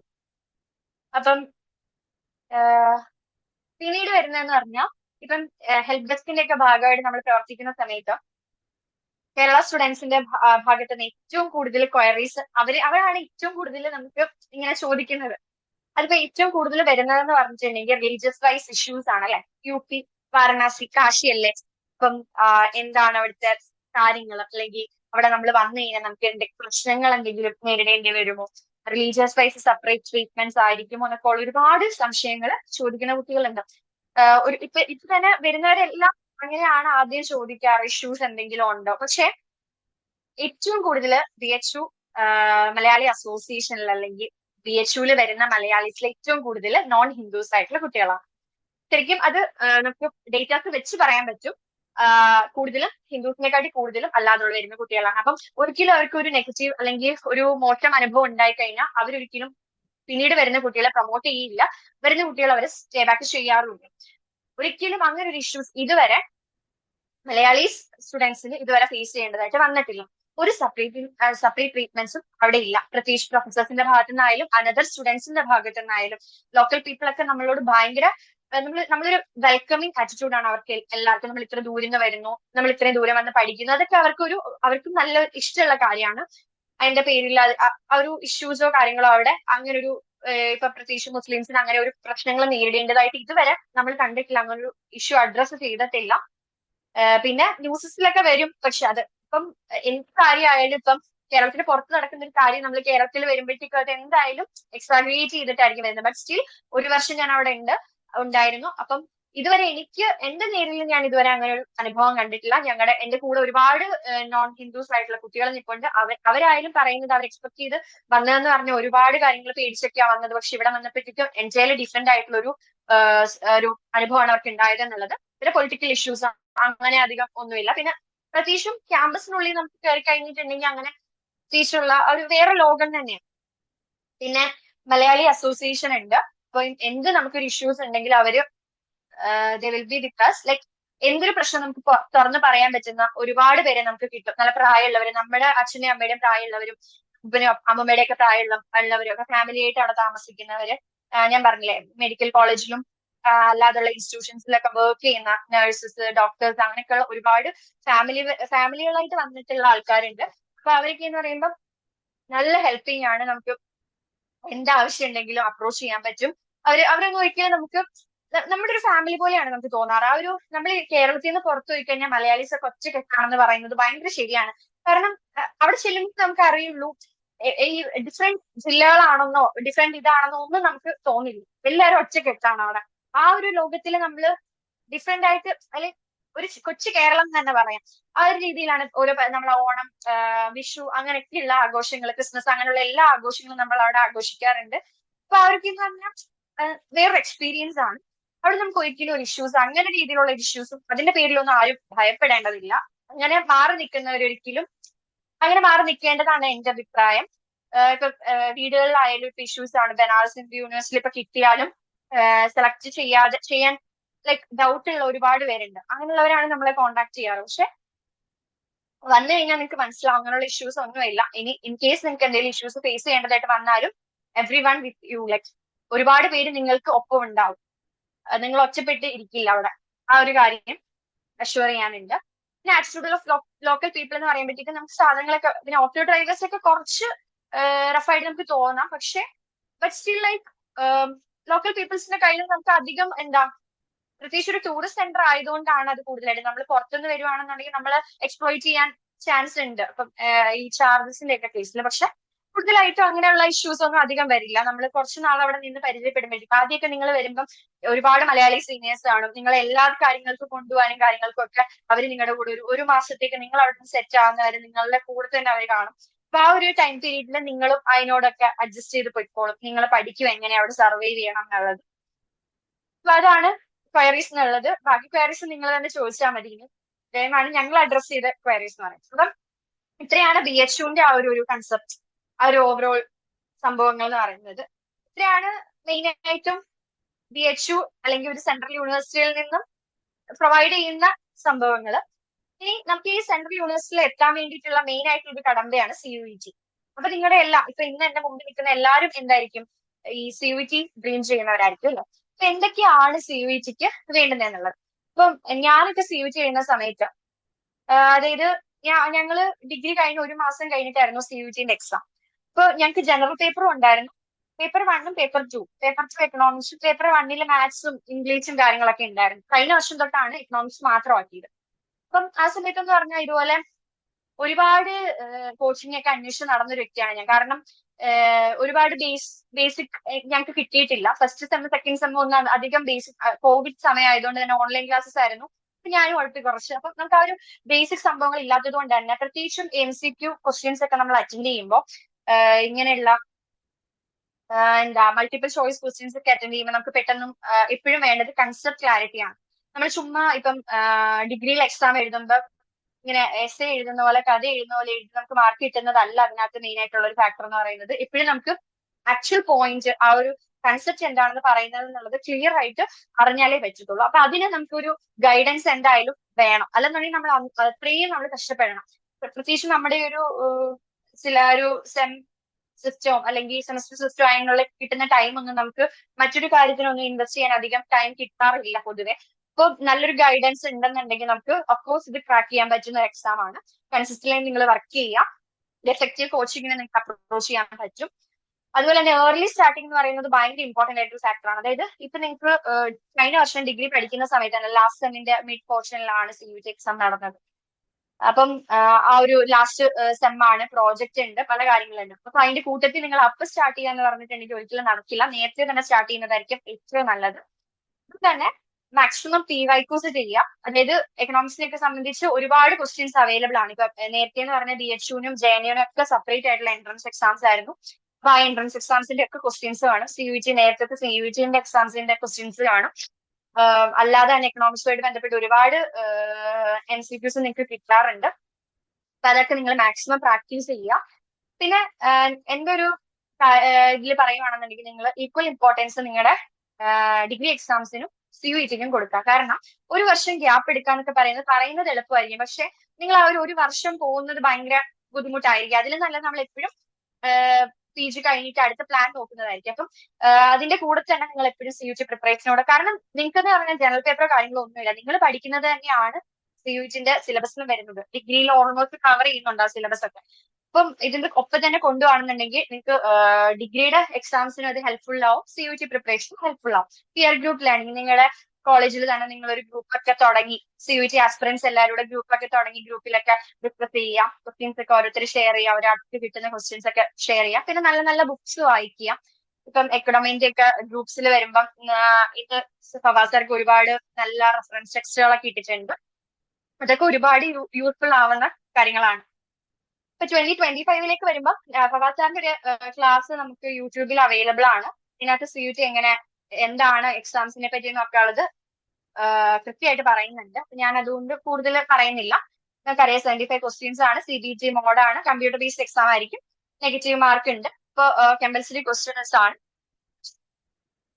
നിങ്ങൾക്ക് പറ്റും. കാരണം നിങ്ങൾക്ക് ഇങ്ങനെ ഒരു ആഗ്രഹം ഇപ്പോഴേ, നിങ്ങൾക്ക് ഇനിയിപ്പോ അടുത്ത വർഷമുള്ള എക്സാം, പക്ഷെ നിങ്ങൾക്ക് ഇപ്പോഴേ ഒരു CUT ഡ്രീം ഉണ്ട്. നിങ്ങൾക്ക് ആ ഒരു ഇപ്പൊ നിങ്ങൾ ഈ മീറ്റിങ്ങിന് കയറി അപ്പൊ അതിന്റെ ഒരു പാർട്ട് ആവണം, അല്ലെങ്കിൽ ഇതിനെപ്പറ്റി അറിയണം എന്നുള്ള ഒരു ക്യൂരിയോസിറ്റി നിങ്ങൾക്ക് ഉണ്ടെങ്കിൽ definitely you guys can achieve it. Like നിങ്ങൾക്ക് ആ ഒരു ആഗ്രഹം ഉണ്ട്. അപ്പൊ അത് നിങ്ങൾ ഇനി കുറച്ചുകൂടി നിങ്ങൾ ചെയ്താൽ മതി. അതിനുവേണ്ടി ഒന്ന് നിരന്തരമായിട്ട് പരിശ്രമിക്കുകയോട് ചെയ്ത് കഴിഞ്ഞിട്ടുണ്ടെങ്കിൽ തീർച്ചയായിട്ടും നിങ്ങൾക്ക് അത് അച്ചീവ് ചെയ്യാൻ പറ്റുന്നതേ ഉള്ളൂ.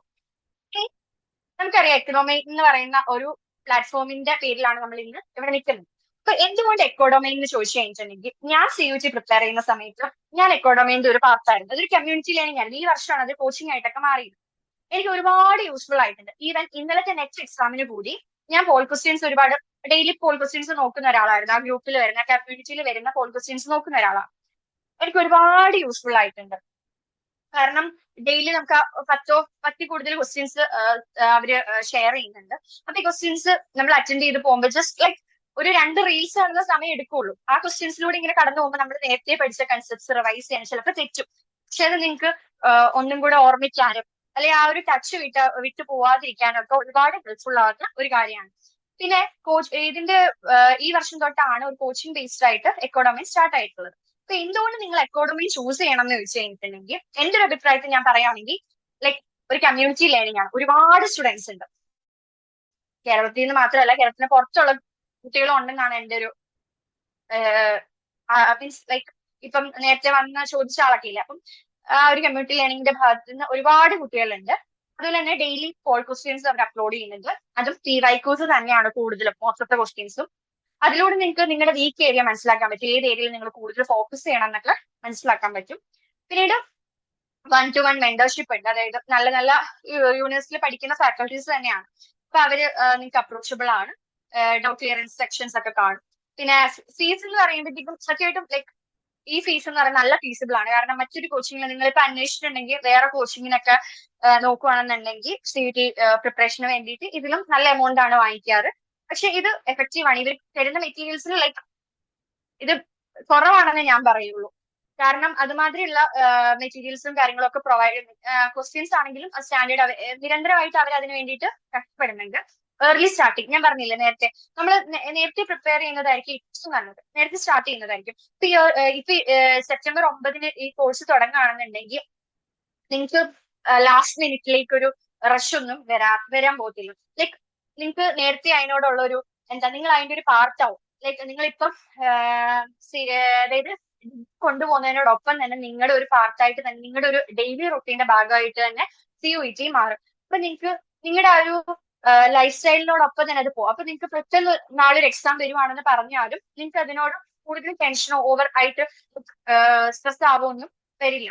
നിങ്ങളുടെ എക്സാംസിനോടൊപ്പം തന്നെ നിങ്ങൾക്ക് ഇത് കൊണ്ടുപോകാൻ പറ്റും. നിങ്ങൾക്ക് ഇപ്പൊ കുറച്ച് ലൈക്ക് വെക്കേഷനോ അല്ലെങ്കിൽ സാറ്റർഡേ സൺഡേ ഒക്കെ വരുമ്പോഴത്തേക്കും നിങ്ങൾക്ക് കുറച്ച് ടൈം ഇതിനു വേണ്ടി ഇൻവെസ്റ്റ് ചെയ്ത് എൻജിനെ നോട്ടൊക്കെ പ്രിപ്പയർ ചെയ്ത് ചെയ്യുവാണെന്നുണ്ടെങ്കിൽ നിങ്ങൾക്ക് ലാസ്റ്റ് മിനിറ്റ് ആ ഒരു കൂളായിട്ട് എക്സാം എഴുതാനായിട്ട് പറ്റും. ഏർലി നമ്മൾ നേരത്തെ തുടങ്ങുന്നത് കൊണ്ട് തന്നെ. പിന്നെ ക്ലാസ്സസ് എഫക്റ്റീവ് ആണ്. സിലബസ് നേരത്തെ തുടങ്ങുന്നത് കൊണ്ട് തന്നെ സിലബസ് കവർ ചെയ്യും. ഞാൻ കണ്ടിട്ടുള്ളതെന്ന് വെച്ചാൽ എപ്പോഴും ഒരു നോട്ടിഫിക്കേഷൻ ഒക്കെ വന്നിട്ടായിരിക്കും കൂടുതൽ കോച്ചിങ് സെന്റേഴ്സും അവരുടെ ക്ലാസ്സസ് സ്റ്റാർട്ട് ആക്കാറ്. അപ്പൊ ഓടിച്ചിട്ട് ഒരു സിലബസ് കവർ ഒക്കെ ആയിരുന്നു കൂടുതലായിട്ടും കാണാറുള്ളത്. പക്ഷെ നേരത്തെ തുടങ്ങുന്നത് കൊണ്ട് തന്നെ നമ്മുടെ സിലബസ് ഒക്കെ നേരത്തെ കവർ ചെയ്യുന്നത് കൊണ്ട് തന്നെ പിന്നീട് ഡൗട്ട് ക്ലിയറൻസ് സെക്ഷൻസും റിവിഷനും PYQ ഡിസ്കഷൻസും ഒക്കെ നമുക്ക് കിട്ടും. അപ്പം അതും നല്ലൊരു യൂസ്ഫുൾ കാര്യമായിട്ട് എനിക്ക് തോന്നിയിട്ടുണ്ട്. പിന്നെ മെഗാ മോക്ക് ടെസ്റ്റ് കാര്യങ്ങളൊക്കെ അവർ പ്രൊവൈഡ് ചെയ്യും. ഇതൊക്കെ വെച്ചിട്ട് ലൈക്ക് നിങ്ങൾക്ക് നല്ലൊരു ഓപ്പർച്യൂണിറ്റി ആണ്. ഇപ്പൊ ഇതുവരെ ജോയിൻ ആവാത്തവര് നിങ്ങളൊന്ന് തിങ്ക് ചെയ്യുക. കാരണം നിങ്ങൾക്ക് ഒരു നേരത്തെ കിട്ടുന്ന ഒരു അവസരമാണ്, അത് കളയരുത്. ലൈക്ക് നമുക്ക് ചിലപ്പം നമുക്ക് തോന്നലുണ്ടാവാം നമ്മളെ കൊണ്ട് പറ്റും, നമ്മൾ തന്നെ പഠിക്കാമെന്നൊക്കെ. പക്ഷെ നമ്മൾ അതിന് എക്സ്ട്രാ ടൈം ഇൻവെസ്റ്റ് ചെയ്യേണ്ടതായിട്ട് വരും. ചിലപ്പോൾ നമുക്ക് ഒരുപാട് നമ്മുടെ ഓപ്പർച്യൂണിറ്റി കോസ്റ്റ് പറയുന്ന പോലെ തന്നെ ഒരുപാട് ഓപ്പർച്യൂണിറ്റി കോസ്റ്റ് അല്ലെങ്കിൽ ഒരുപാട് കാര്യങ്ങൾ സാക്രിഫൈസ് ചെയ്തിട്ടായിരിക്കും നമുക്ക് അതിലേക്ക് എത്താൻ പറ്റുന്നത്. ചിലപ്പോൾ ഡിഗ്രിക്ക് മാർക്ക് കുറയും, അപ്പൊ നമ്മൾ വിചാരിക്കും CUTക്ക് വേണ്ടി പ്രിപ്പയർ ആയിട്ടാണ്. ലൈക്ക് അതൊന്നും ഇല്ലാതെ തന്നെ ഇത് രണ്ടും കൂടെ ഒരുമിച്ച് കൊണ്ടുപോകാനായിട്ട് നല്ലൊരു ഗൈഡൻസ് ഉണ്ടെന്നുണ്ടെങ്കിൽ, ഒരു സപ്പോർട്ട് സിസ്റ്റം ഉണ്ടെന്നുണ്ടെങ്കിൽ തീർച്ചയായിട്ടും നമുക്ക് കഴിയാവുന്നതേ ഉള്ളൂ. അപ്പോ ഇത്രയാണ് ആ ഒരു CUT പ്രിപ്പറേഷന്റെ കാര്യങ്ങളിൽ എനിക്ക് പറയാനുള്ളത്. പിന്നെ നിങ്ങൾ ലൈക്ക് ആ ഒരു ഡ്രീമിന് വേണ്ടി നിരന്തരമായിട്ട് പരിശ്രമിക്കുക. ഇപ്പൊ CUT പ്രിപ്പയർ ചെയ്യുമ്പോൾ നിങ്ങൾക്ക് ഏറ്റവും വലിയൊരു ഗുണം എന്ന് പറഞ്ഞിട്ടുണ്ടെങ്കിൽ അടുത്ത വർഷം തൊട്ട് നെറ്റ് എഴുതുമ്പോഴും ഇത് ഭയങ്കരമായിട്ടും നിങ്ങളെ സഹായിക്കും. ഇപ്പം ഇതിനെ നോട്ട്സ് തന്നെ വെച്ചിട്ട് നിങ്ങൾക്ക് നെറ്റിന് പ്രിപ്പയർ ചെയ്യാം. അങ്ങനെയൊക്കെയുള്ള കാര്യങ്ങളൊക്കെ ലൈക്ക് അതൊക്കെ നല്ല യൂസ്ഫുൾ ആയിട്ടുള്ള കാര്യങ്ങളാണ്. അതുപോലെ തന്നെ ഒരു കോച്ചിങ്ങിന്റെ ഭാഗമാകുമ്പോഴത്തേക്ക് നിങ്ങൾക്ക് പല യൂണിവേഴ്സിറ്റീസിൽ പഠിക്കുന്ന കുട്ടികളായിട്ട് കോൺടാക്ട് ചെയ്തു.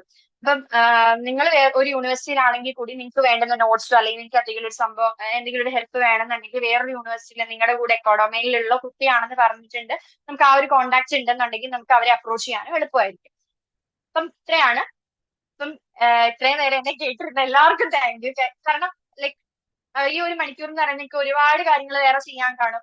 ഇപ്പം ലാസ്റ്റ് സെം ഒക്കെ ആണെന്നുണ്ടെങ്കിൽ അല്ലെങ്കിൽ ലാസ്റ്റ് 2 സെംസ് ഒക്കെ അല്ലേ, അപ്പം അതിൻ്റെതായ തിരക്കുകളാണ്. പക്ഷെ എന്നിരുന്നിട്ടും നിങ്ങൾ എന്നെ കേൾക്കാൻ തയ്യാറായിട്ടുണ്ടെങ്കിൽ ലൈക്ക് നിങ്ങളുടെ ആ ഒരു ഡ്രീമിന് വേണ്ടിയിട്ടാണ്. I hope, I pray, like ഞാൻ ആഗ്രഹിക്കുന്നു നിങ്ങൾ എല്ലാവരും നിങ്ങളുടെ ഡ്രീമിലേക്ക് എത്തട്ടെ. അടുത്ത വർഷം ഈ സമയമാകുമ്പോൾ എന്റെ മുന്നിലിരിക്കുന്ന ഈ മീറ്റിംഗുകൾ എല്ലാവരും നല്ല നല്ല സെൻട്രൽ യൂണിവേഴ്സിറ്റിയിലായിരിക്കട്ടെ എന്ന് ആശംസിക്കുന്നു. പിന്നെ എസ്പെഷ്യലി എക്കോ ഡൊമൈനും ഫവാത്താറിനും എന്നെ ഇതിനെ വിളിച്ചതിനും എനിക്ക് ഇത്രയും നേരം നിങ്ങളോട് സ്പെൻഡ് ചെയ്യാൻ പറ്റിയതിനും താങ്ക് യു. എന്നിട്ടാണെങ്കിൽ നിങ്ങൾക്ക് എന്തെങ്കിലും ഡൗട്ട് ചോദിക്കാം. Hello. Thank you, Gauri. I think now students can ask their doubts. Hello. Okay.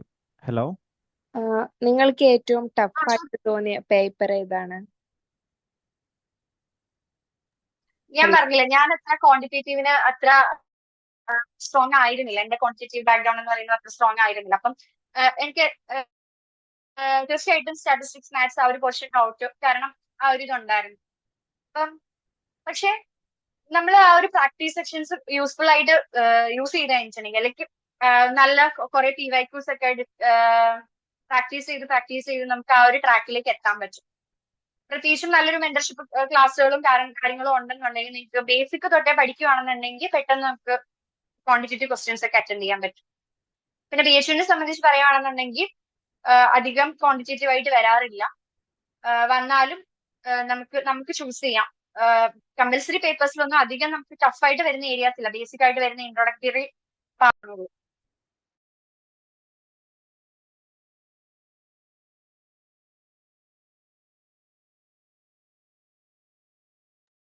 Hello ma'am. Hello, കേൾക്കാവോ? ചോദിച്ചോളൂ. പറഞ്ഞോളൂ. നമുക്കിതിന്റെ മെറ്റീരിയൽസ് ഇപ്പം നമുക്ക് CUET-യിൽ എക്കണോമിക്സ് പഠിക്കാൻ വേണ്ടിയുള്ള മെറ്റീരിയൽസ് ഒക്കെ ആപ്പിലായിരിക്കും അവൈലബിൾ ആവുന്നത്. അതുപോലെ ഈ ക്വാണ്ടിറ്റേറ്റീവിന്റെയും ഇപ്പൊ സ്റ്റാറ്റിസ്റ്റിക്സ്, എക്കണോമെട്രിക്സ് എല്ലാ പേപ്പറിന്റെ മെറ്റീരിയൽസ് നമുക്ക് അവൈലബിൾ ആയിരിക്കും. ഓക്കെ, ഗൗരി ഞാൻ പറയട്ടെ മറുപടി.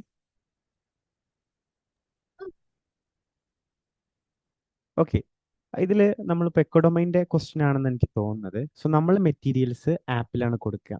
നമുക്കതല്ലാണ്ട് ഇപ്പോൾ നമ്മൾ ഞാൻ എൻട്രൻസിൻ്റെ പോയിന്റ് ഓഫ് വ്യൂവിൽ ഒന്നും കൂടി പറയാണ്. നമുക്കൊരിക്കലും ഒരു കൺസ്ട്രക്ട് ചെയ്തിട്ടുള്ള ഒരു മെറ്റീരിയലിനെ നമുക്ക് കൂടുതൽ ഡിപ്പെൻഡ് ചെയ്യാൻ പറ്റില്ല. കാരണം നമ്മൾ ഒരു rather than studying for CUET നമുക്ക് അതിനപ്പുറത്തേക്ക് ഒരു പർപ്പസ് ഉണ്ട്. നമ്മൾ ഇതുവരെ പഠിച്ചൊരു സ്റ്റൈൽ എന്ന് പറഞ്ഞാൽ നമുക്ക് യൂണിവേഴ്സിറ്റിയിൽ നിന്ന്, കേരളത്തിൽ പഠിക്കുന്ന ആളാണെങ്കിൽ കേട്ടോ, യൂണിവേഴ്സിറ്റിയിൽ നിന്ന് നമുക്കൊരു ഗൈഡ് കിട്ടും, ഒരു കോർപ്പറേറ്റീവ് ഗൈഡ് ഉണ്ടാവും. ആ ഒരു ഗൈഡ് വെച്ചിട്ടാണ് നമ്മുടെ മൈക്രോയുടെയും മാക്രോയുടെയും സ്റ്റാറ്റിൻ്റെയും ക്വാണ്ടിറ്റേറ്റീവ് പേപ്പേഴ്സിൻ്റെയും ഒക്കെ ബേസ് ഉണ്ടാക്കി വെച്ചിട്ടുള്ളത്. അപ്പോൾ അതിൽ നിന്ന് നമ്മൾ ഫോക്കസ് ചെയ്യുന്നത് ഒരു സ്റ്റാൻഡേർഡ് ടെക്സ്റ്റ് ബുക്കുകൾ. നിങ്ങൾ ഞങ്ങളുടെ ഫസ്റ്റ് സെഷൻ അറ്റൻഡ് ചെയ്തിട്ട് നിങ്ങൾ ഡീറ്റെയിൽ ആയിട്ട് പറഞ്ഞിട്ടുണ്ടാവും. ഇപ്പോൾ മൈക്രോ എക്കണോമിക്സിനാണെങ്കിൽ വേരിയൻ പോലെയുള്ള, മാക്രോക്കാണെങ്കിൽ മാംഗ്യൂ പോലെയുള്ള, നമ്മളിങ്ങനെ സ്റ്റാൻഡേർഡ് മെറ്റീരിയൽസ് യൂസ് ചെയ്തിട്ടാണ് നമ്മുടെ ക്ലാസ്സുകൾ പോകുന്നത്. നിങ്ങൾക്ക് എക്സാം അല്ലെങ്കിൽ CUET ഫോക്കസ്ഡ് ആയിട്ടുള്ള നോട്ടുകൾ നമ്മൾ കൊടുക്കും. അത് നിങ്ങൾക്ക് PDF ആയിട്ട് തന്നെ നമ്മൾ നമ്മുടെ ആപ്പുകൾ വഴി നിങ്ങൾക്ക് പ്രൊവൈഡ് ചെയ്യും. പ്ലസ് ഒരു എക്സാമിൻ്റെ പോയിന്റ് ഓഫ് വ്യൂവിൽ മെറ്റീരിയൽസിനേക്കാൾ കൂടുതൽ നമുക്ക് ഇമ്പോർട്ടൻ്റ് ഉള്ളത് നമ്മൾ സ്റ്റാൻഡേർഡ് ബുക്കുകൾ കവർ ചെയ്യുക എന്നുള്ളത് തന്നെയാണ്. അപ്പോൾ നമ്മൾ മെറ്റീരിയൽസ് നമ്മൾ കൊടുക്കും, പക്ഷേ അതിനേക്കാൾ ബെറ്റർ എപ്പോഴും സ്റ്റാൻഡേർഡ് ടെക്സ്റ്റ് ബുക്കുകൾ ഫോളോ ചെയ്യുന്നതാണ്. Plus multiple choice questions. അപ്പോൾ നമ്മുടെ കോമൺ കമ്മ്യൂണിറ്റി ഗ്രൂപ്പിലാണെങ്കിൽ പോലും ഒരു ദിവസം 10 മുതൽ 20 വരെ MCQs നമ്മൾ കണ്ടിന്യൂസ് ആയിട്ട് പോസ്റ്റ് ചെയ്യുന്നുണ്ട്. കോമൺ കമ്മ്യൂണിറ്റി ഗ്രൂപ്പിൽ, അതായത് പേയ്മെൻ്റ് ഒന്നും ഇല്ലാതെ തന്നെ കുട്ടികൾക്ക് ജോയിൻ ചെയ്യാൻ പറ്റുന്ന നമ്മുടെ ഫ്രീ റിസോഴ്സ് ഗ്രൂപ്പിൽ നോട്ടും നമ്മൾ പോസ്റ്റ് ചെയ്യുന്നുണ്ട്. പ്ലസ് 10 to 20 MCQs ഒരു ദിവസം പോസ്റ്റ് ചെയ്യുന്നുണ്ട്. ആ MCQs ഇപ്പോൾ കഴിഞ്ഞ വർഷം, ഇപ്പോൾ എക്കോഡമിയിൽ ഈ ഒരു വർഷം സ്റ്റാർട്ട് ചെയ്യുന്ന ഒരു ഇൻസ്റ്റിറ്റ്യൂഷൻ അല്ല, കഴിഞ്ഞ 2 വർഷമായിട്ട് എക്കോഡമി റൺ ചെയ്യുന്നുണ്ട്, ഫ്രീ ആയിട്ടാണെങ്കിൽ പോലും. അപ്പോൾ ആ ഒരു പോൾ അല്ലെങ്കിൽ നമ്മൾ പോസ്റ്റ് ചെയ്യുന്ന സിംപ്ലിഫൈ ചെയ്തിട്ടുള്ള നോട്ട് വെച്ചിട്ട് മാത്രം, വിത്തൗട്ട് എനി കോച്ചിങ്, പോണ്ടിച്ചേരി പോലെയുള്ള ജാമ്യ പോലെയുള്ള യൂണിവേഴ്സിറ്റികൾ ക്രാക്ക് ചെയ്ത കുട്ടികൾ എക്കോഡൊമൈനിലുണ്ട്. അപ്പോൾ കഴിഞ്ഞ മാസം ഒരു കുട്ടി വിളിച്ചിരുന്നു. ആ എക്കോഡൊമയിൽ നമ്മുടെ മെമ്പറായിരുന്നു, കമ്മ്യൂണിറ്റി മെമ്പറായിരുന്നു. വിത്തൗട്ട് എനി കോച്ചിങ് നമ്മുടെ മെറ്റീരിയലും നമ്മൾ പോൾ ചെയ്യുന്ന 15 മുതൽ 20 വരെയുള്ള, അല്ലെങ്കിൽ 10 മുതൽ 20 വരെയുള്ള MCQസും മാത്രം അറ്റൻഡ് ചെയ്തിട്ട് ക്രാക്ക് ചെയ്ത് പോയ കുട്ടികളുണ്ട്. അപ്പോൾ മെറ്റീരിയൽസിൻ്റെ കാര്യത്തിൽ നിങ്ങൾ പേടിക്കേണ്ട ആവശ്യമില്ല. അത് നിങ്ങൾ കോച്ചിങ്ങിൽ ജോയിൻ ചെയ്യുകയാണെങ്കിൽ നമ്മുടെ കോഴ്സിൻ്റെ പാർട്ടായിട്ട് തന്നെ നിങ്ങൾക്ക് ആപ്പിലായിട്ടും PDF ആയിട്ടും നമ്മൾ അവൈലബിൾ ആക്കും.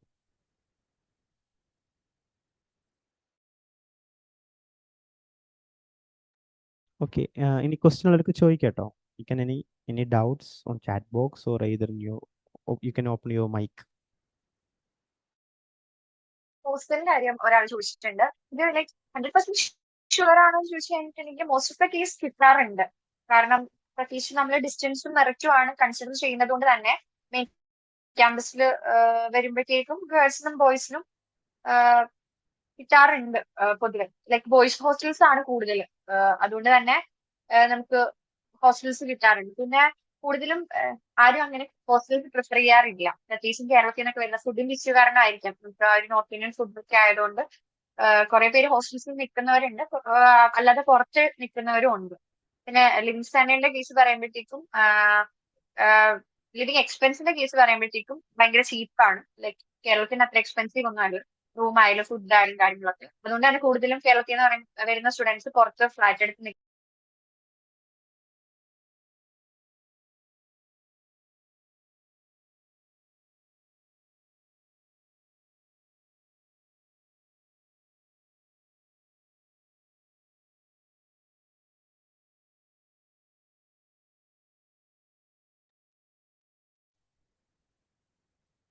ഡൗട്ടൊന്നും ഇല്ലെങ്കിൽ I think we can wind up the session. എന്തെങ്കിലും ചോദിക്കാനുണ്ടെങ്കിൽ you can ask right now.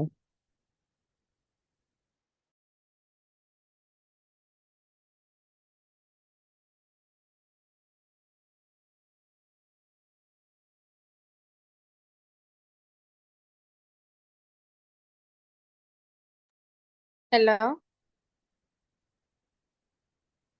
നമ്മുടെ ചോദിച്ചു. അപ്ലിക്കേഷൻ ഈ ബനാറസ് യൂണിവേഴ്സിറ്റി നമ്മൾ സെപ്പറേറ്റ് ആയിട്ട് ചെയ്യണം, CUT അല്ലാതെ? അതെ, CUT അപ്ലൈ ചെയ്യുമ്പോൾ നമ്മൾ യൂണിവേഴ്സിറ്റിയുടെ കൂട്ടത്തിൽ തന്നെ BHUന്റെ പേരും വെക്കണം. അല്ലാതെ അഡ്മിഷന് വേണ്ടിയിട്ട് നമ്മൾ സെപ്പറേറ്റ് BHUന്റെ വെബ്സൈറ്റിൽ ചെന്നിട്ട് അപ്ലൈ ചെയ്യാണ് പറ്റുക.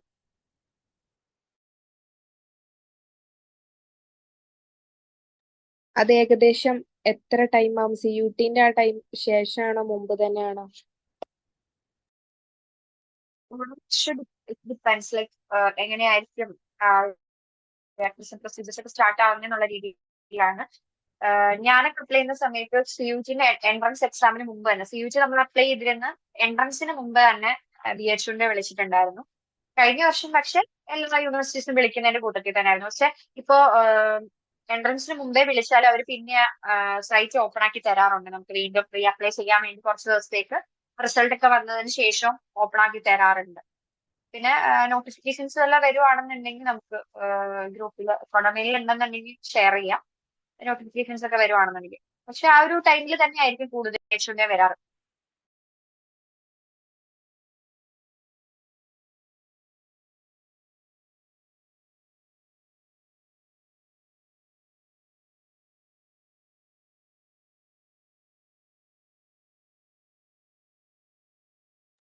ഈ അഫിലിയേറ്റഡ് കോളേജസിന്റെ ലൊക്കേഷൻ ഒക്കെ അവിടെ തന്നെയാണോ അതോ സെപ്പറേറ്റ് ആണോ?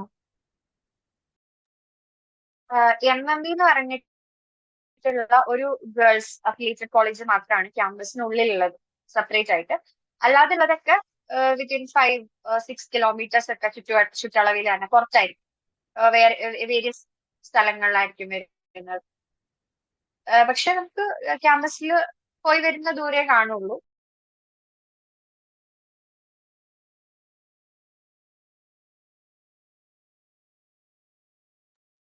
പ്ലേസ്മെന്റ്സ് ഉണ്ട്. നമുക്ക് ഡിപ്പാർട്ട്മെന്റിൽ പ്ലേസ്മെന്റ് സെൽസ് ഒക്കെ ഉണ്ട്. കൂടുതലും മൈക്രോ ലൈക് ഗൂഗിൾ പോലുള്ള കമ്പനീസ് ആണെന്ന് തോന്നുന്നു. ഒരു കോവിഡിന്റെ സമയത്ത് ഒന്ന് നിന്ന് ലൈക് ഒന്ന് ബ്രേക്ക് ആയിരുന്നു. ഈ വർഷം വീണ്ടും സ്റ്റാർട്ട് ആവുന്നുണ്ടെന്നാണ് അറിയിച്ചത്. പ്ലേസ്മെന്റ്സ് ഉണ്ട്, പ്ലേസ്മെന്റ് സെല്ലും കാര്യങ്ങളൊക്കെ ഉണ്ട്. പിന്നെ ലൈക് മെയിൻ ക്യാമ്പസിലായിരിക്കും അതിന്റെ കൂടുതൽ ഓപ്പർച്യൂണിറ്റീസ് വരാറ് അഫിലിയേറ്റഡിലുപരിയായിട്ട്.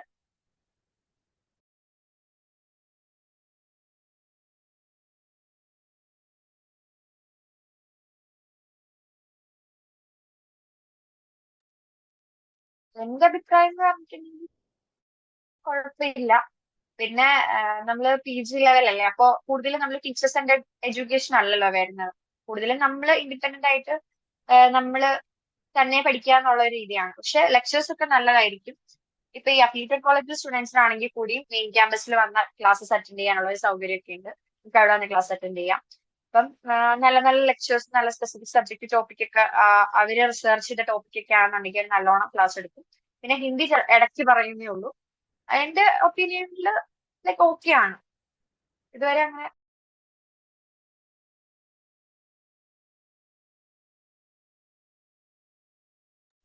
ഹോസ്റ്റൽ ഫെസിലിറ്റീസ് ഒക്കെ എങ്ങനെയാണ്?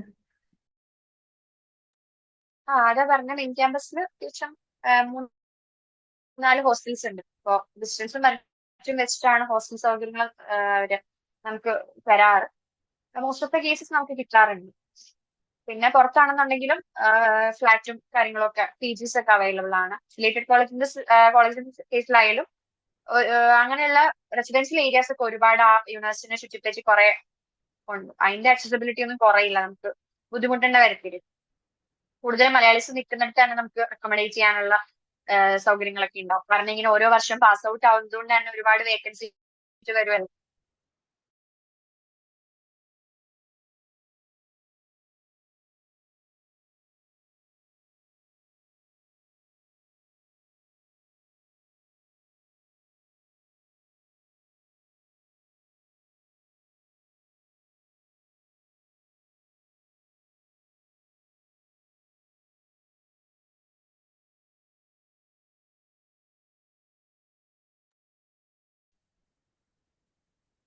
ഇനി ഡൗട്ട് ഇല്ലെങ്കിൽ V can wind up the session.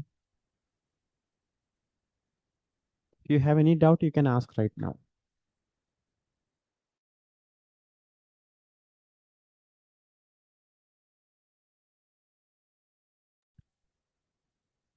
Okay, thank you. Thank you, Gauri. It was a nice session. കാരണം നമ്മൾ പൊതുവെ ആഗ്രഹിക്കുന്ന ഒരു യൂണിവേഴ്സിറ്റി കൂടിയാണ് Banaras Hindu university. Some reason, some prejudice പൊതുവെ കേരളത്തിലുള്ള കുട്ടികൾ ഓപ്റ്റ് ചെയ്യാത്ത, എന്നാൽ comparing to syllabus, placement, campus, department എത്രയോ മറ്റേത് യൂണിവേഴ്സിറ്റീസിനേക്കാളും ബെറ്റർ ആയിട്ടുള്ള ഒരു ഓപ്ഷനാണ് ബനാറസ് ഹിന്ദു യൂണിവേഴ്സിറ്റി. അപ്പോൾ നമ്മുടെ ഒരു സെഷൻ കൊണ്ട് ആരുടെയെങ്കിലും ഒരു പ്രിജുഡീസിനെ മാറ്റാൻ പറ്റിയിട്ടുണ്ടെങ്കിൽ ദാറ്റ്സ് ബെറ്റർ ദെൻ ജോയിനിങ് എക്കോഡൊമൈൻ. ഒരാൾ ഇതുവഴി എക്കോഡൊമൈനിൽ ജോയിൻ ചെയ്തതിനേക്കാൾ നമ്മൾ ആഗ്രഹിക്കുന്നത് ഒരു കുട്ടിയെങ്കിലും ബനാറസ് യൂണിവേഴ്സിറ്റിയിൽ എത്തുന്നതാണ്. So anyway, thank you Gauri. We can meet in another session.